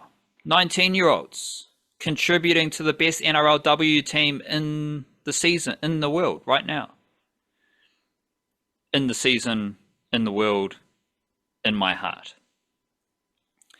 19-year-olds are cool, but Alexis Tauaneai is 20 years old in her third season, playing 70 minutes for one of the best teams, averaging 219 meters, 96.5% tackle efficiency. She's got 6 tackle breaks this season, 4 offloads. I think she is the best women's rugby league player from Aotearoa as a 20-year-old from Wellington. And if that's the case, given recent yarns from myself, that may mean the two best rugby league players from Aotearoa are both from Wellington. Alexis Tauaneai Wainui-a-Mata Jr. and Joseph Tapine Harbour City Jr. from Wellington. And if it's not Joseph Tapine, it might be Jerome Hughes, who's also from Wellington. So now, we always talk about the growth of rugby league in Aotearoa. St. Thomas of Canterbury, we got Christchurch, we got all the regions are firing, we got debuts coming out the wazoo. But I think the two best rugby league players from Aotearoa right now are both from Wellington. And if it's not Tapine, it's Jerome Hughes. So they're still from Wellington. That is the status of Aotearoa Rugby League. Shout out to the Bulldogs, and also shout out to Tonga Women's Rugby League, because Tauaneai, Ash Quinlan, Tiakaranga Katoa, they're all playing for the Kiwi Ferns. But Lokatui, Moana Kortene, Mahakita Monshal, Shanice Monshal, Shannon Mudu, they're all eligible for Tonga. So I think I said 5 names right there. 5 of the 8 players for the Bulldogs in my NRL Wahine bucket, they could play for Tonga. And I think they will play for Tonga. So this is the joy of rugby league, the growth of rugby league in Aotearoa. It helps everyone. It helps Tonga, it helps Samoa, it helps Cook Islands, it helps all the Pacific Island nations, because we know that Aotearoa is the Polynesian hub of the whole wide world. Wowee. A lot of rugby league chat there. And I am about to lose my voice, so we'll quickly swing into a little bit of foosball. And you've got the Uso, Marko Stamenic behind you. Two Usos. I just can't stand it away, Ray, or don't also block off Matt Dibley-Dias in the blue jersey. Is he Samoan though? Bit of Brazilian, bit of Portuguese, Well, yeah, bit of English, bit of New Zealand. I don't think we can find any Samoan, so not a literal Uso, just that's what I'm saying. honorary one. Marko Stamenic is a literal Uso from Wellington as well. Yeah, I think he is. They played against each other. Marko Stamenic. Now, you've been tracking Actually, this. they're both from Wellington, since you mentioned it. Matt Dibley-Dias, mostly raised in England, but his family connections are through Wellington, so there you go. Beauty. Shout out Wellington. I was about to say it's a city on the up, but I actually don't know if Wellington is on the up and up, but that's a matter for another day. It's a city on the coast. Yeah, the south coast of the North Island. Confusing It's stuff very here. cold in window. Shout out to Wellington. I don't want to say anything negative about Wellington. In fact, Wellington is a fantastic place. It is on the up and up. Aotearoa is on the up and up, and we are on the up and up. And Aotearoa football is on the up and up. Marko Stamenic, he has reported for preseason duty at Nottingham Forest. Now, you've been big on that. Is the fact that he started this little friendly game,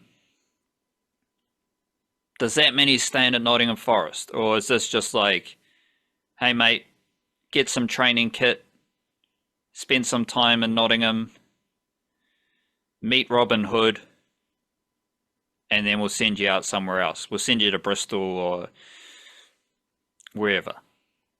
Back to Wellington. Yeah. Wellington Phoenix on loan. Bang. Yeah, Robin Hood and Chris Wood, the two most famous Nottingham personalities at the moment. Robin Wood, Chris Hood, the Hoods. At the very least, it's an opportunity to meet some folks and to get some training kit and to play a game under the manager. Like at a minimum, he's done that. This doesn't necessarily mean he stays. It doesn't necessarily mean he goes. I don't think it really tells us anything, especially because the starting 11 that he was part of included three other players who were out on loan last season, but who have come back and might go out on loan again, might not, who knows? But there's a few of them that were all in the same bag. And the rest of the starting lineup was, with one or two exceptions, mostly guys who came off the bench or were depth options last year. So it was kind of like a second string team. Most of their main guys, including Chris Wood, they have reported now, but they hadn't reported or they hadn't reported in time. Like they just weren't used in the first preseason game against Chesterfield, where Matt Dibley-Dias is playing on loan from Fulham for the upcoming season. It was a 0-0 draw, so not much happened in the game. The closest to a goal, though, was actually Marko Stamenic. He sort of did like a charge down on the edge of the penalty area, and it bounced to one of his, like he sort of managed to half guide it to one of his teammates, who then shot, tight angle, saved. Never mind.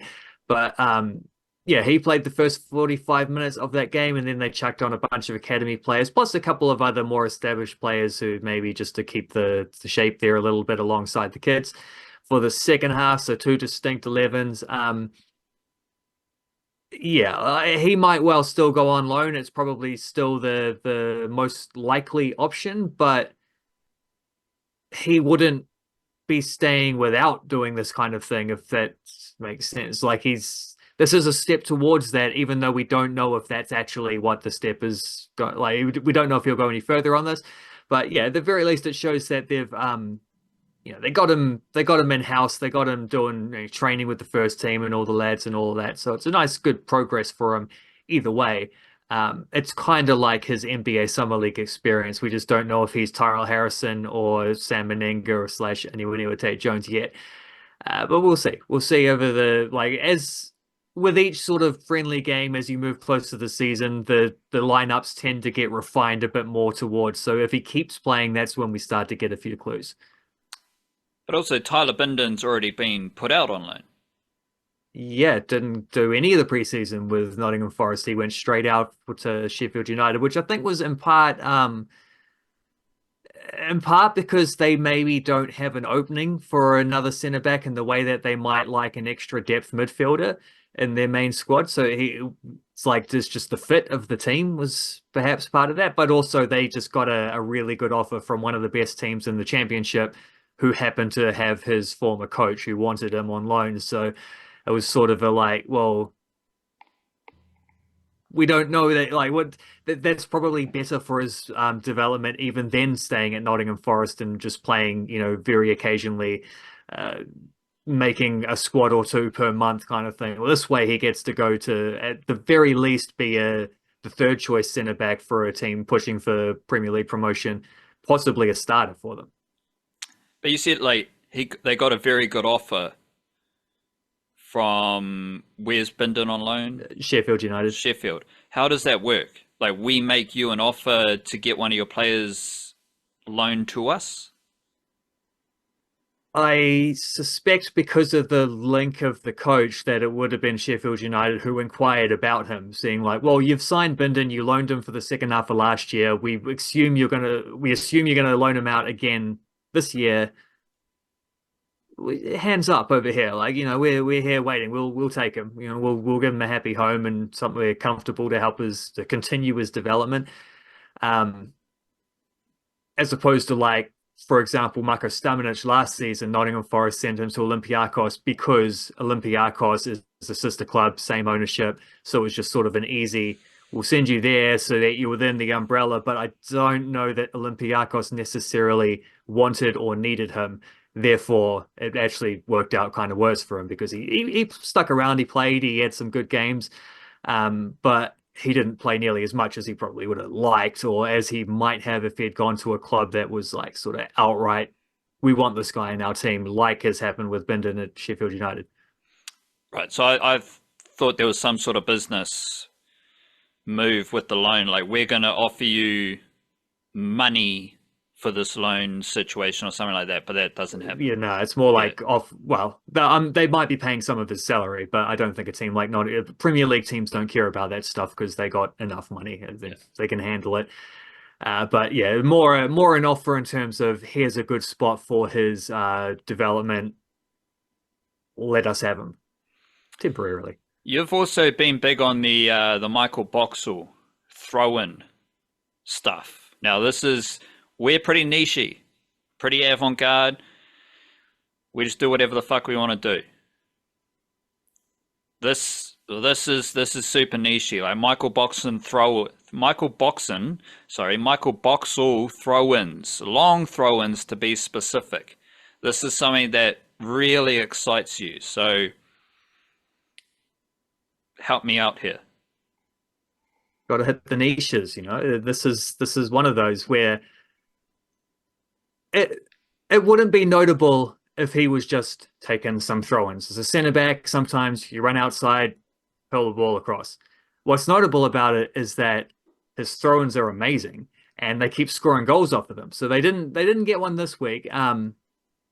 But that's also still part of the story, because in 3 previous MLS games, they had scored a goal from a long throw. Michael Boxall hurl it into the near post, guy at the near post flicks it on, someone runs into the back post and taps it home from close range.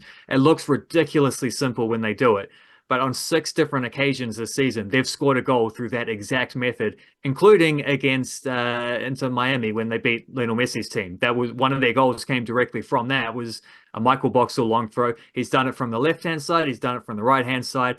So when, like, it's got to the point where this is now a known thing. Other teams are scouting and talking about this. The Minnesota United guys are talking about how they put in a lot of work to preparing for these situations. It's not just the throw-ins either. It's like every corner kick, curl it into the 6-yard box. Every free kick, even if it's on like halfway or in their own half, maybe the goalkeeper comes forward and just pumps it as long as he can, just putting the ball into the penalty area and sort of saying like, another team might just knock this sideways and make 10 passes before doing anything else. They're like, let's just pump it into the mixer. It's a very old-fashioned style of play, but it's also they're kind of like trying to bring that back around. And yeah, like Michael Boxall often goes up for those corners. He goes up for those free kicks. So if he's not throwing the ball in, he's one of those guys who's one of the targets looking to flick it on. This has a couple of ramifications, because one is that it's a fun move. So when you saw them playing on the weekend, because it's become this like trademark thing, every time they want to throw in, this is just in a normal game of football, a throw in is a meaningless way of just getting the ball back. It's like a scrum in rugby league, you know, it's just get the ball back in play somehow. No one really thinks about it or targets it or anything. But I was watching this Minnesota game, and they'd win a throw in 30 meters out from the goal line, and the crowd are all on their feet and cheering and waving scarves around and everything. It's like a big moment now, because they're watching Boxy run over to hurl the ball in, and they know that, like, well, 6 other times of the season we've already scored this method. So it's become like this, yeah, just this big excitable thing that happens in these Minnesota games, courtesy of Boxall's. Really, like, it's not the like run up you normally see either. He just sort of like, he 2-foot jumps into it and just bends his back out, like arches his back way back and just whips it, and he gets big distance on him. I do remember him being a bit of a long throw merchant once upon a time, in previous eras of the All Whites, and certainly when he was with the Wellington Phoenix. I think when he was playing right back mostly, used to hurl those ones across. So it's not a new trick, but it's a newly kind of like it's new that a team has leaned into it so much and made it such effective. But then also I'm watching this work for Minnesota, and I'm thinking, there's a World Cup next year. The All Whites have Chris Wood. Who better could you possibly have at the near post to flick that ball on? Well, if it's not Chris Wood, because maybe he wants to be at the back post scoring it instead. Well, if you don't put him there, you could put Tyler Bindon there, put Finn Sermon there, 2 amazing players in the air. Marko Stamenic is a very tall midfielder. He'll win his headers. Max Mata, if he's playing, he's another one fantastic at that stuff. We saw how effective he was with similar types of situations with set pieces for Auckland FC when he was fit and available. And disappointing thing from him at the start of his Shrewsbury Town return is that he's missed their first 2 games of preseason with injury. So at a time where he really needs to nail down sort of like a performance to get back into the hunt there, he unfortunately is showing the same thing that kind of cost him his spot at Auckland FC. It's nothing to do with performances, it's to do with availability, but unfortunately he has had a few injuries. But this is like, speaking of Auckland FC, Francis de Vries popped up with these wicked crosses that he could just hit like from weird angles and all over, and he can put it exactly where you want it. And Darren Baisley immediately incorporated that into his all-white strategy. So if we need a goal, 15 minutes to go, we can chuck on Francis de Vries and just tell him to whip the ball into the box. I have no doubt whatsoever he's watching Michael Boxall long throws, being like, "Oh, I've got some ideas here. I can see how we can, variation on a theme. We can make this work for us as well." This is genuinely the type of thing where it's like that might be the little edge that a team like the All Whites might need in those kind of games as well. So it's a funky development on multiple counts, card country. Plus, not to mention that there is a little bit of a battle for that second starting spot alongside Bindon between Boxall and Sermon. And that also might be something that maybe tips it a little bit back towards Boxall's case as well. You mentioned the flick on, like going long throw to near post, flick on, someone at the back post nods it home. I'd rather just a long throw in, Tyler Bindon overhead bicycle kick. Well, that might be the variation that Baisley comes up That's with. The Dusra. That's the Here's Dusra. how we can do it a bit better, yeah. The mystery ball. And good clarification there. So the way he does his long throw in is he just bends his back, gets the torque, gets the whip on the ball, as opposed to the somersault forward roll. Yeah, the sort of run-up type things that other guys do, or, yeah. No, strictly the forward roll, where they like put the roll over it. Yeah, I have seen that before. That is only in America type situation where someone would be that audacious. We have this is another thing that did hit my antenna, because some of the Warriors headlines. Luke Metcalf's replacement plays well. And then just seeing the recent news over the last few hours, the Wellington Phoenix, they signed Costa Barbarousa's replacement. It's like, well, I don't know. So he has a name. Yeah, he is just the guy who has come to join the Wellington Phoenix, and he technically, you're big on this stuff, he might not actually be the replacement because he is an overseas player. Costa Barbarousa was playing as a local player, so don't know if he's the replacement, but I don't care because it's all about who he is, what he's doing, and what the Wellington Phoenix are up to. They have signed Ifeanyi Eze, who seems to have been playing in Lebanon, Nigerian international.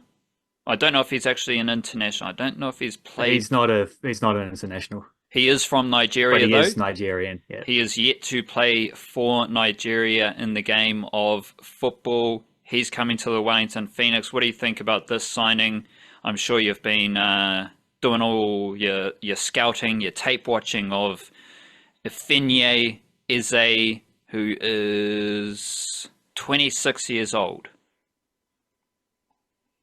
Yeah, good age to get an import. Has played, Lebanon, I think played in Syria for a bit, most recently in Egypt, which he scored a bunch of goals. Not Egypt, Iraq. Played in Iraq and scored a bunch of goals there. So kind of the only place where he scored a bunch of goals, but I don't think that means anything, especially with the Wellington Phoenix signing, because Chiefy's not looking for, he's not signing players based on past production. He's very much one of those, like, how do we find a player who fits the profile and we'll get the production out of him? Which I think, like, there's two little angles that I saw before scrolling down the old feeds. One was which kind of semi annoyed me in a non-mindful way, but one was people being upset that the West Indies passed New Zealand's 26 all-out mark in the test against Australia, where I'm thinking, that's our record. Leave it alone. The only way that record is allowed to be broken is if we're the bowling team. Or take that any day of the week. That would be tremendous. But I don't want Australia to bowl someone out for less than that and spoil our 70-year-old record, whatever. We have to break it ourselves. We had to live with the albatross around the neck for long enough. The other is people being like, I've never heard of this import, therefore he must be rubbish. Like, the Phoenix of all teams, I think, have had a really successful scouting sort of the network or whatever you call it. Like, I think they've had a lot of success with finding very good imports. Last year was maybe a slight down year. I don't know. It depends, because guys like Hideki Ashige actually got a lot of assists, and when I broke down some of the sort of deeper numbers, Kazuki Nagasawa might have been their most effective player when he was on the field, even though you didn't necessarily notice it. They were better when he was there than when he wasn't. Heraldo is spoiled by injuries, but we saw like flashes of what he was capable of. So I think that might be a little bit harsh to talk down too much on last year's crop even, but certainly from the couple of years before that, they've done excellent. Like they've way more hits than misses. So I'm just I don't know anything about Ifeanyi Eze, but I'm willing to give the Wellington Phoenix scouting department with Giancarlo Italiano heavily involved, as he has been through most of those previous ones I've mentioned from the last few years. I am fully willing to give them the benefit of the doubt and assume that this guy is the player that they wanted to sign. They would have had a lot of options. They would have had looked at a lot of players. Worked on probably I don't know how many you end up getting into contact with in negotiations before you find someone willing to sign. I'm not sure how that works to convince someone to come play in Wellington/Australia, but I trust the Wellington Phoenix's overseas player scouting stuff. I think they've had enough successes to earn that benefit of the doubt, and now we got to see what they do with probably a centre back. They got one spot left, likely to be a centre back, and to replace Scott Wooden, and they probably quite desperately need that. So we'll await the next one, but so far so good. Eze sounds like a decent player, and I'm sure he fits the vision of what the coach is hoping for. It's very strange, your description of the reaction to the signing, because I absolutely prefer that I have no idea who this player is. It's the same with like the Warriors, right? Everyone knows Jet Cleary. He's the man. He's the best signing the Warriors have made. I prefer that they have Luke Hanson, that they have Jack Thompson, and that they have Brandon Norris from the Northern Territory. Especially in the A-League, though, I would prefer not knowing who this guy is or girl. It just seems so much cooler. And as you said, like, the Phoenix have a pretty good record with their scouting and recruitment. Same with the Warriors. Like, it's actually quite crazy what the Warriors have been doing and how they recruit their Aussies. But you got to be really deep in the mangroves, deep in Aotearoa's estuaries to catch a guy like this on the footballing market. Good highlights on YouTube. Like, that's a good starting point. Good highlights on YouTube. Left footer, can dribble, runs in behinds, can bang in the goals. So just seems like a interesting pickup. Like, what more do you want? Just a striker who scored some goals in Iraq. Like, that's just it. Who we've never heard of before. Exactly. Because as you say, the A-League has the bigger the name, like the more name recognition that they get with these A-League international signings, usually the worse they are. Like, those guys don't actually tend to come in and play for the winning teams. And I didn't know any of the guys that Auckland FC signed last season. I mean, I could have figured out Hiroki Sakai if I paid a little bit more attention to Wolfsburg or Marseille or wherever it was he played. He might have played for both of those teams. Like, he was a bit more of a name, but I don't know every Japanese right back of the last generation, so I didn't recognize that when he turned up. He's an easy one to get to learn, but I mean, a couple like Neto Moreno had never played outside of Colombia, I think, before he signed, and he's now gone, but he was awesome. Like, he was good fun. It's the same deal there. Like, they were Auckland FC went 5 for 5 with their import signings last season, to the point where 4 of them are coming back, and none of them anyone really knew much about when they turned up. You know, the less name recognition in the A-League, the better. Right, let's go into the nets with a bit of cricket. Just hard and fast, we did have the end of the New Zealand A Women's Tour of England. 1 win, 5 losses. That's all good. Fantastic development exercise. 3 players that I keep thinking about after the end of the tour. Bree Illing, fantastic in the one-dayers, not as impressive in the T20s, but her development is going to be a handy boost for the White Ferns, especially when Molly Penfold didn't take a wicket on the whole tour. And I can see a situation where Bree Illing, as a lefty who bowls nearly as fast and is nearly as bouncy as Molly Penfold, I can see a situation where Bree Illing overtakes Molly Penfold in the White Ferns bowling depth chart. Also, Jess Watkin. She was fantastic mainly in the T20s. She was pretty solid in the one-dayers, second leading wicket taker with 3, and she also scored a few runs. But in the T20s, she was the leading run scorer and leading wicket taker for New Zealand A, 8 wickets in 3 games. I think Jess Watkin can play again for the White Ferns. I think she has that ability. She has a pretty unique skill set in Aotearoa for women's cricket as a powerful batter, second most powerful batter behind Sophie Devine, I believe, and a very useful bowler as well. And given the style of players that I think the White Ferns are developing, well, this applies for all 3 of them, because Bree Illing, what does she do? She bowls pretty quick, she's bouncy, but she's also got the lefty thing. So I think she has the skill set the White Ferns want. Jess Watkin, what does she do? Smashes the ball everywhere. I think that's what the White Ferns want. Izzy Gaze, what does she do? Smashes the ball everywhere. And Izzy Gaze was a big winner for me personally because I had her just overtaken by Polly Ingalls. And I now think that Izzy Gaze, she can earn selection just as a batter in this team. She had the highest strike rate in the one-dayers, 137.2. She only played one of those games, 81 runs.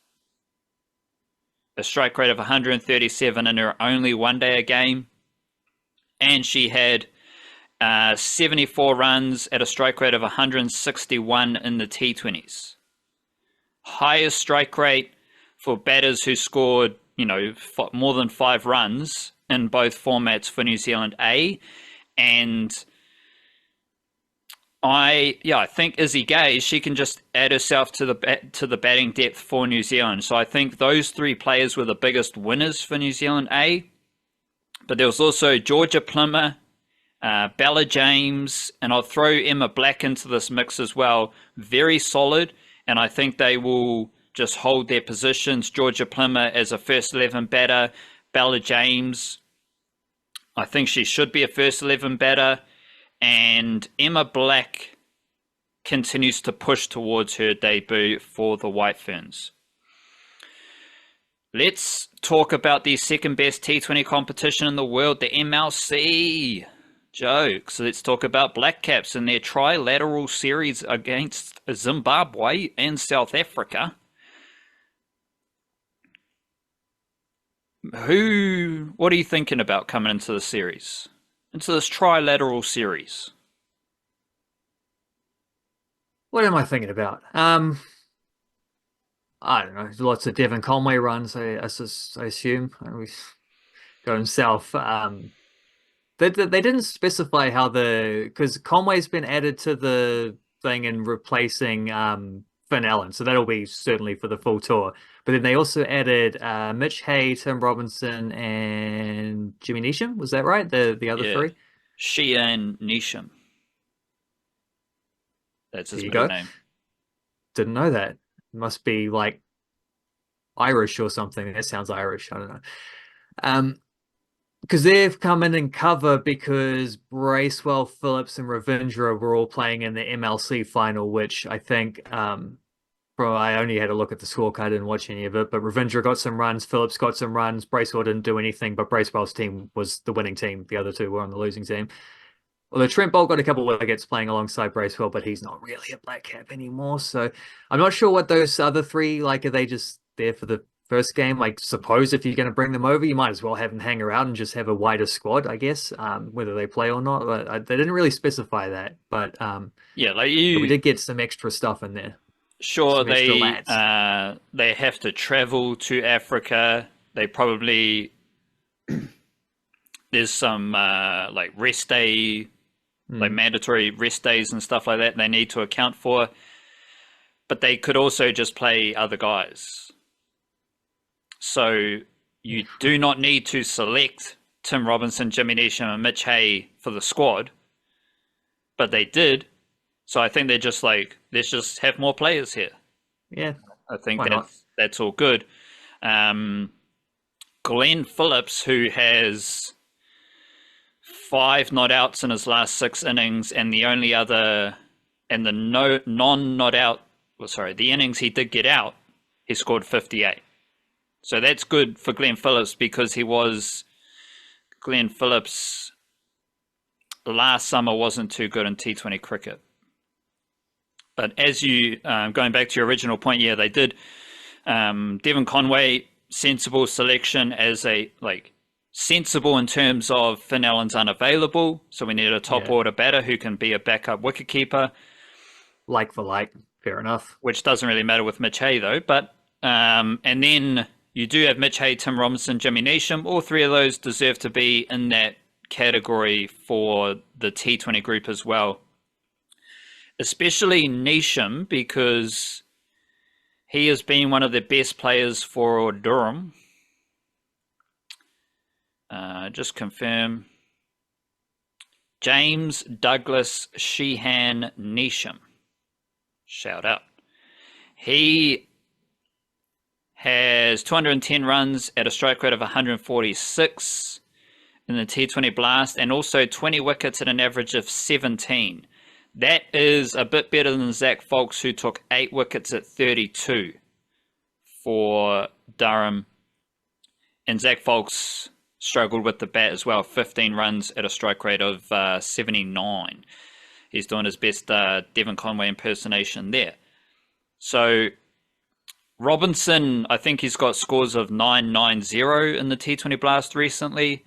So his best work was actually coming in the county championship,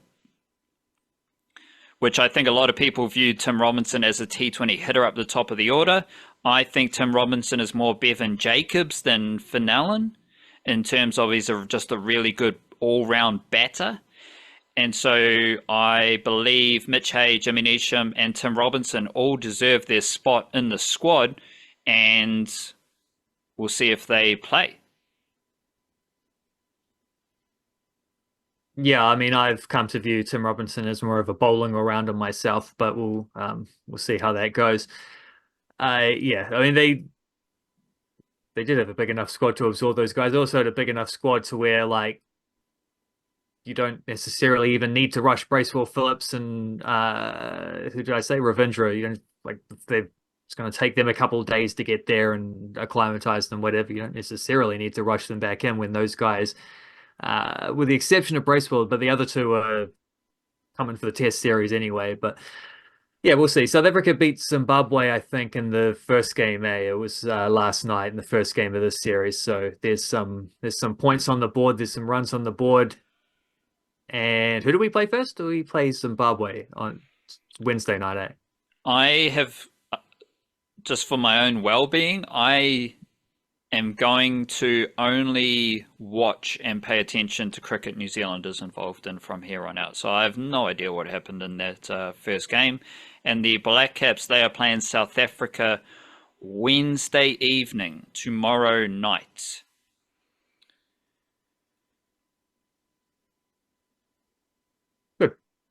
Good to have Blackcaps cricket back. It's been a little while. And I did see bits and pieces of South Africa versus Zimbabwe in the Test series that preceded this, only little bits, and not being the one who goes in deep on all the Kiwi cricket stuff, I have a little bit more freedom to be able to watch some of the other cricket. So I have that license, but I certainly understand what you mean because yeah, well, I have a point to come around to, but well, a gentle point. I do have the same inclination when it comes to football now. Like I struggle more than ever to keep up with when people are just talking about Premier League teams and like, yeah, I don't watch those teams unless Chris Wood's playing. Like I don't. I have enough on my plate following the Kiwi players, which gives me way more joy than following random English teams with no New Zealanders involved, you know. But it did, from what I saw of the South Africa Zimbabwe Test series, which was really just old mate scoring 300 odd and seeing bits of that, but reminded because it's been nearly 10 years since New Zealand last went to Zimbabwe, at least to play Test cricket, but I don't think they've been back in any other format since. Lovely cricket grounds there. Like they got that sort of like what you see in a lot of the New Zealand Test venues actually, where it's like a lot of it's not just concrete stadiums, it's grassy banks and lots of trees around there and everything. So um, should be a nice picturesque tour as well. I would like to clarify, like you made it sound like I'm so busy with New Zealand cricket that I don't have the wairua to dedicate to other cricket. No, I just don't want to watch or pay any attention to any other cricket. I'm so entrenched in New Zealand being the best cricket nation in the world that everything else just pisses me off. And unless it is something like the fantastic cricketing nation of Zimbabwe climbing back into the cricketing world, shout out to the big Zim. Few tough years for the nation, and hopefully the people of Zim and all cultural backgrounds there can come together in harmony and peace and love and prosperity, because it's a fantastic country and it's definitely been through some crazy shit, a lot more crazier shit than New Zealand, and it's I do look forward to seeing the beautiful Zimbabwe in the cricketing context.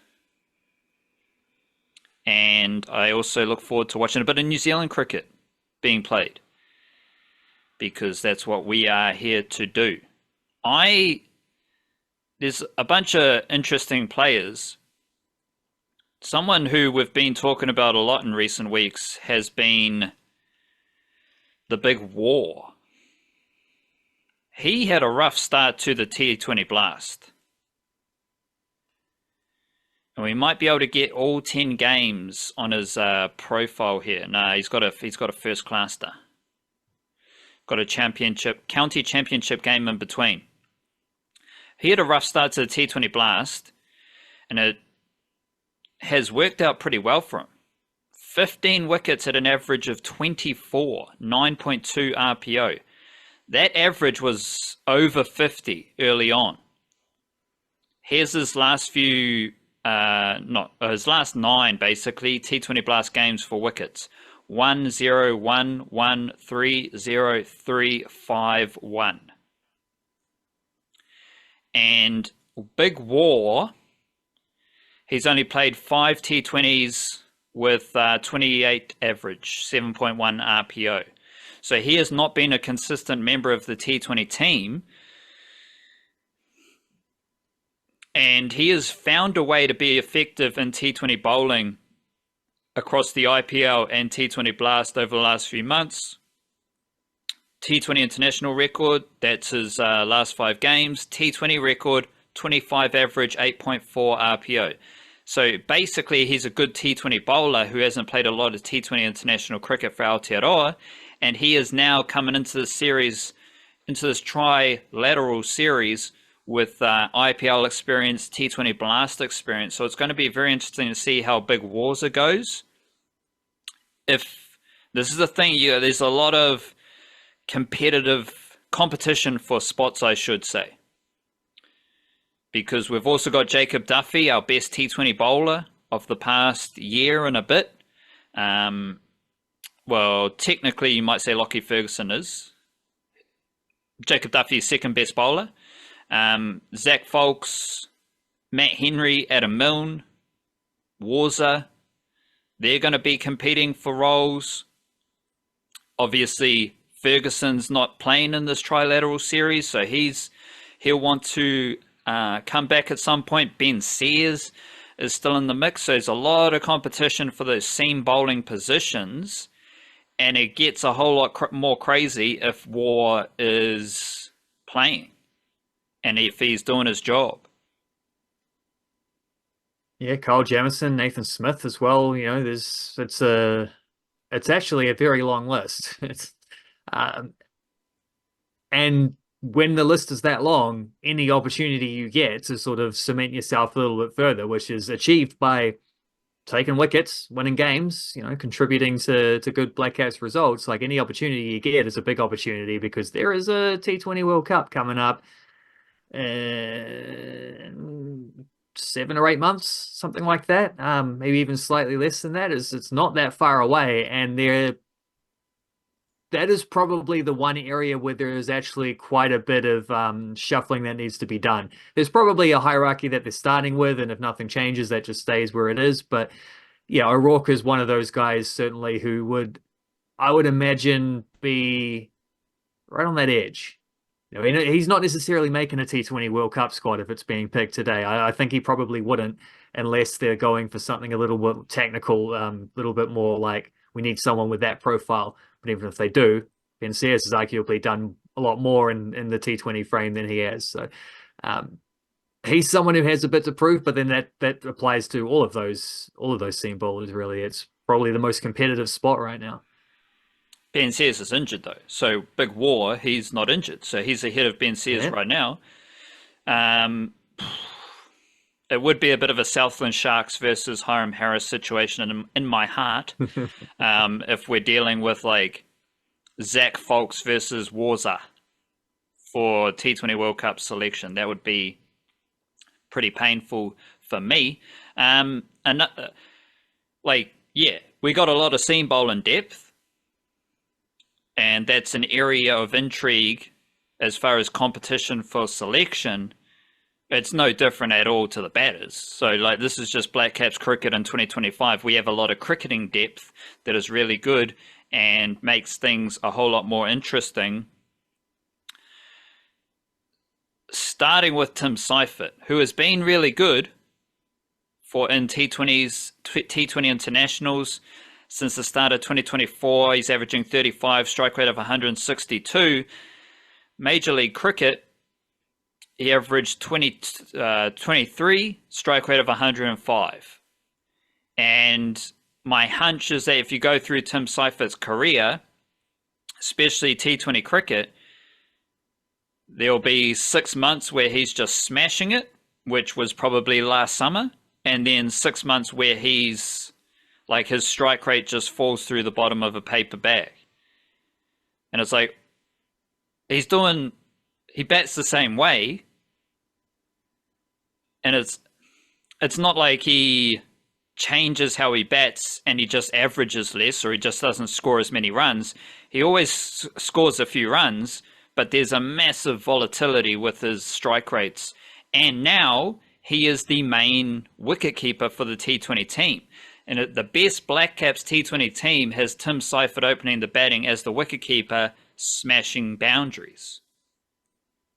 So Tim Seifert is in a funky position because if he's not smashing those boundaries and if he's not operating, like Tim Seifert and Finn Allen, to me, if they're not over 150 strike rate, they're not doing their job. As I said, start of 2024, Seifert 162, Finn Allen 178. That's important to me because, as we've said before as well, you've got Ravindra, you got Phillips, you got Daryl Mitchell, Michael Bracewell, even Devon Conway. If you want to put Kane Williamson in, those dudes are going to craft their innings up the ante. They ride the wave of a T20 innings. Allen and Seifert just smash some boundaries for me. Then we get down the order. Jimmy Neesham, what does he do? Smash some boundaries for me. And it's going to be interesting to see if Seifert can execute his role in this lineup, especially if he's batting alongside a Conway. Less so Ravindra because he does smash boundaries. He's only played 8 T20s since the start of 2024, 23.4 average, 138 strike rate, 10 sixes, 7 fours, and he went crazy in the MLC. Not as crazy as Glenn Phillips, who was a not out king. So Glenn Phillips averaged 62 with a strike rate of 140. Rachin Ravindra, he averaged 24 with a strike rate of 172.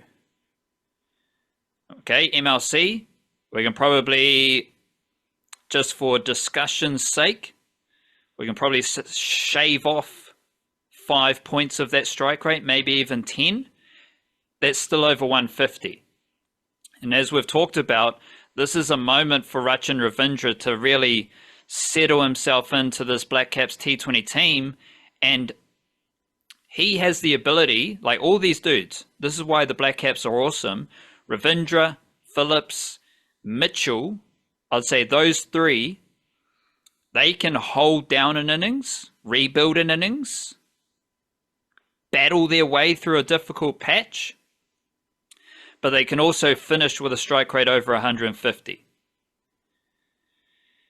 And I'm curious, like this is like all these pieces coming together. Seifert as the wicketkeeper, Ravindra, where does he bat? 3, does he open? And of course you got Mark Chapman. Mark Chapman's in that same quality to me with Phillips, Ravindra and Daryl Mitchell. This is why Kane Williamson, to me, is a bit of a non-factor in T20 cricket for the Blackcaps because of the depth. And we can only, like, what are the ultimately what I'm saying about Ravindra, Chapman, Phillips and Mitchell, they can move through the 130 to 170 strike rates, like through their innings kind of, or game to game. Williamson, Conway, they're usually moving between 120 and 150. Seifert and Allen and Neesham, maybe even Bracewell, I reckon, they are moving between 170 and 200.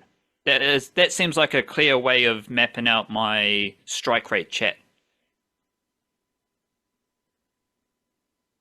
Yeah, and I suspect we will learn a few things about how Rob Walter sees this team as well, just from selections for that reason, because we are seeing a team that's not going to have the guy who's usually seen as the anchor in Kane Williamson. Will now have Devon Conway, but the fact that he wasn't originally in the squad tells us something as well. Anyway, there were other guys being seen ahead of him in the certainly in the opening spots. So yeah, I think there's a lot to be learned from what we even with a couple of those other guys unavailable. We'll still get clues like that, but certainly across the full tour, where we do like. There is the option to prioritize a Blackcaps T20 batting order where everyone can smash it. And because you've got players in there like Mitchell is a good example, Phillips is a good example, Ravindra, we'll see about Ravindra. He certainly has the tools to, but he tends to be such a flowing stroke maker. He's not necessarily the guy you think about like grind down a 2, 3, 4 over spell here when you're in a little bit of trouble. But they have guys like that who can do that, and then still, like you say, within the same innings, accelerate later on, like bat through a few different modes within one innings. So there's kind of no reason not to lean into that. But we'll learn some things when we see how this team goes in this tour. It is a good opportunity for a few guys, and with a bit of a wider squad as it's ended up being, that only gets expanded with those opportunities. It'll be good, fun. I look forward to picking up a few lessons along the way. Well, there'll be a few lessons about the spinners as well. Indeed. Because we've got a bunch of Blackcaps bowlers, like maybe 20 bowlers here. Only 3 spinners have bowled more than 10 overs since the start of 2024. No surprises. Sodhi, Santner, Bracewell. Bracewell's averaging 51. Santner's averaging 28. Sodhi's averaging 26. Now, this is Like for Bracewell, sometimes Bracewell, his bowling, he's averaging 50 odd. Like it just happens. Test cricket, ODIs, T20s, sometimes it just happens for him. Sodhi and Santner, they have built T20 careers for New Zealand on being excellent T20 bowlers. So their average of 26 and 28 is pretty high for them, regardless of the time period. In this chart that I'm looking at for the since the start of 2024, like we're dealing like Duffy averaging 13. The old one of the England cricket coaches, he's averaging 13. Yeah, Matt Henry averaging 22, Adam Milne averaging 22, Neesham's averaging 12. Glenn Phillips, he's averaging 13, but he's only bowled 6.5 overs. Zach Folks is averaging 23. Ben Sears is averaging 24. So in this, let me sort it by the averages. Our spinners, Santner, Sodhi and Bracewell, they are down the bottom of the average charts. They're in a group of 5 bowlers who have the highest averages. All our spinners. Now, can you give me a condition report about Zim? I would imagine, talking about Africa here, probably going to be fairly dry. Probably going to be a little bit spinny in that way.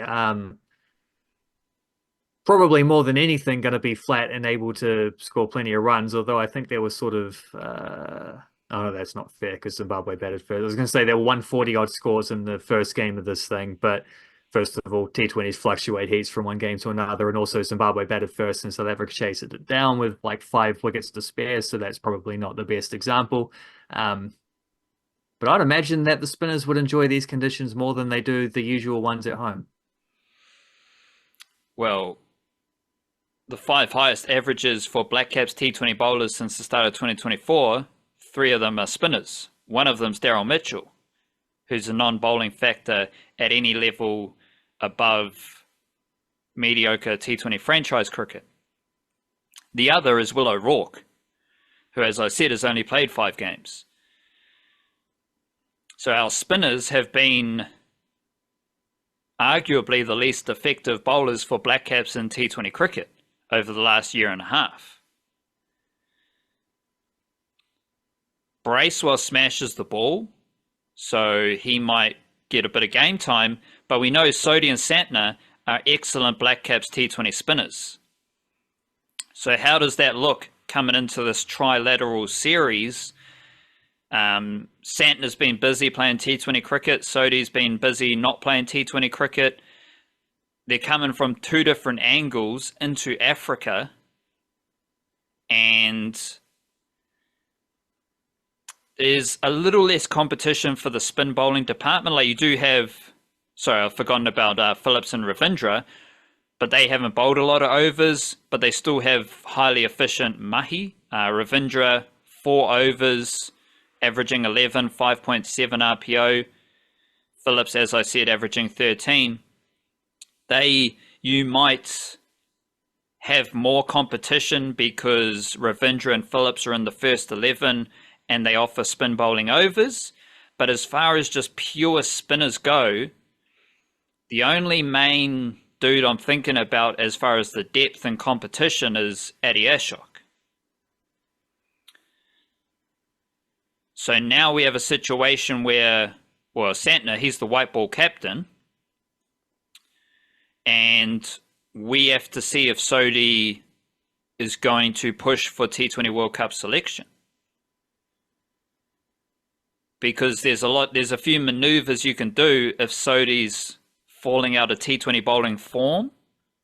You can rely more on Ravindra and Phillips as all-rounders. You can integrate Ashok into the team. But if Sodhi is one of the best Blackcaps bowlers in the series, given what he's done previously, he's going to be holding steady as a weapon for the T20 team.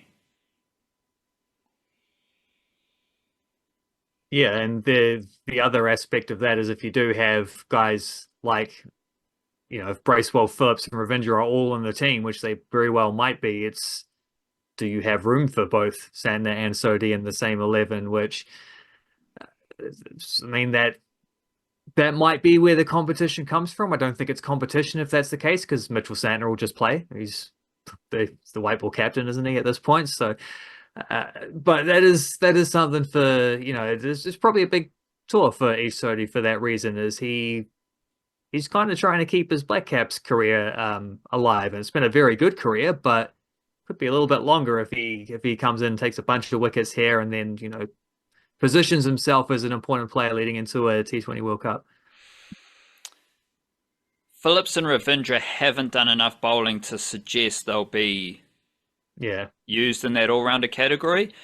And now I've sorted it by overs. Santner and Sodhi are the only Blackcaps bowlers who have bowled over 44 overs, and they're both 58 and 57.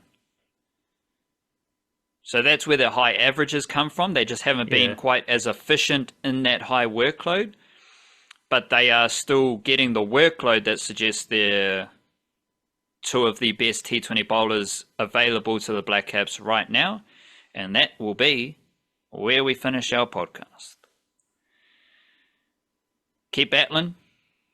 Keep doing your best through the winter months. You can do this. How about that? Big up yourself, love yourself, kia kaha, stay beautiful. Church.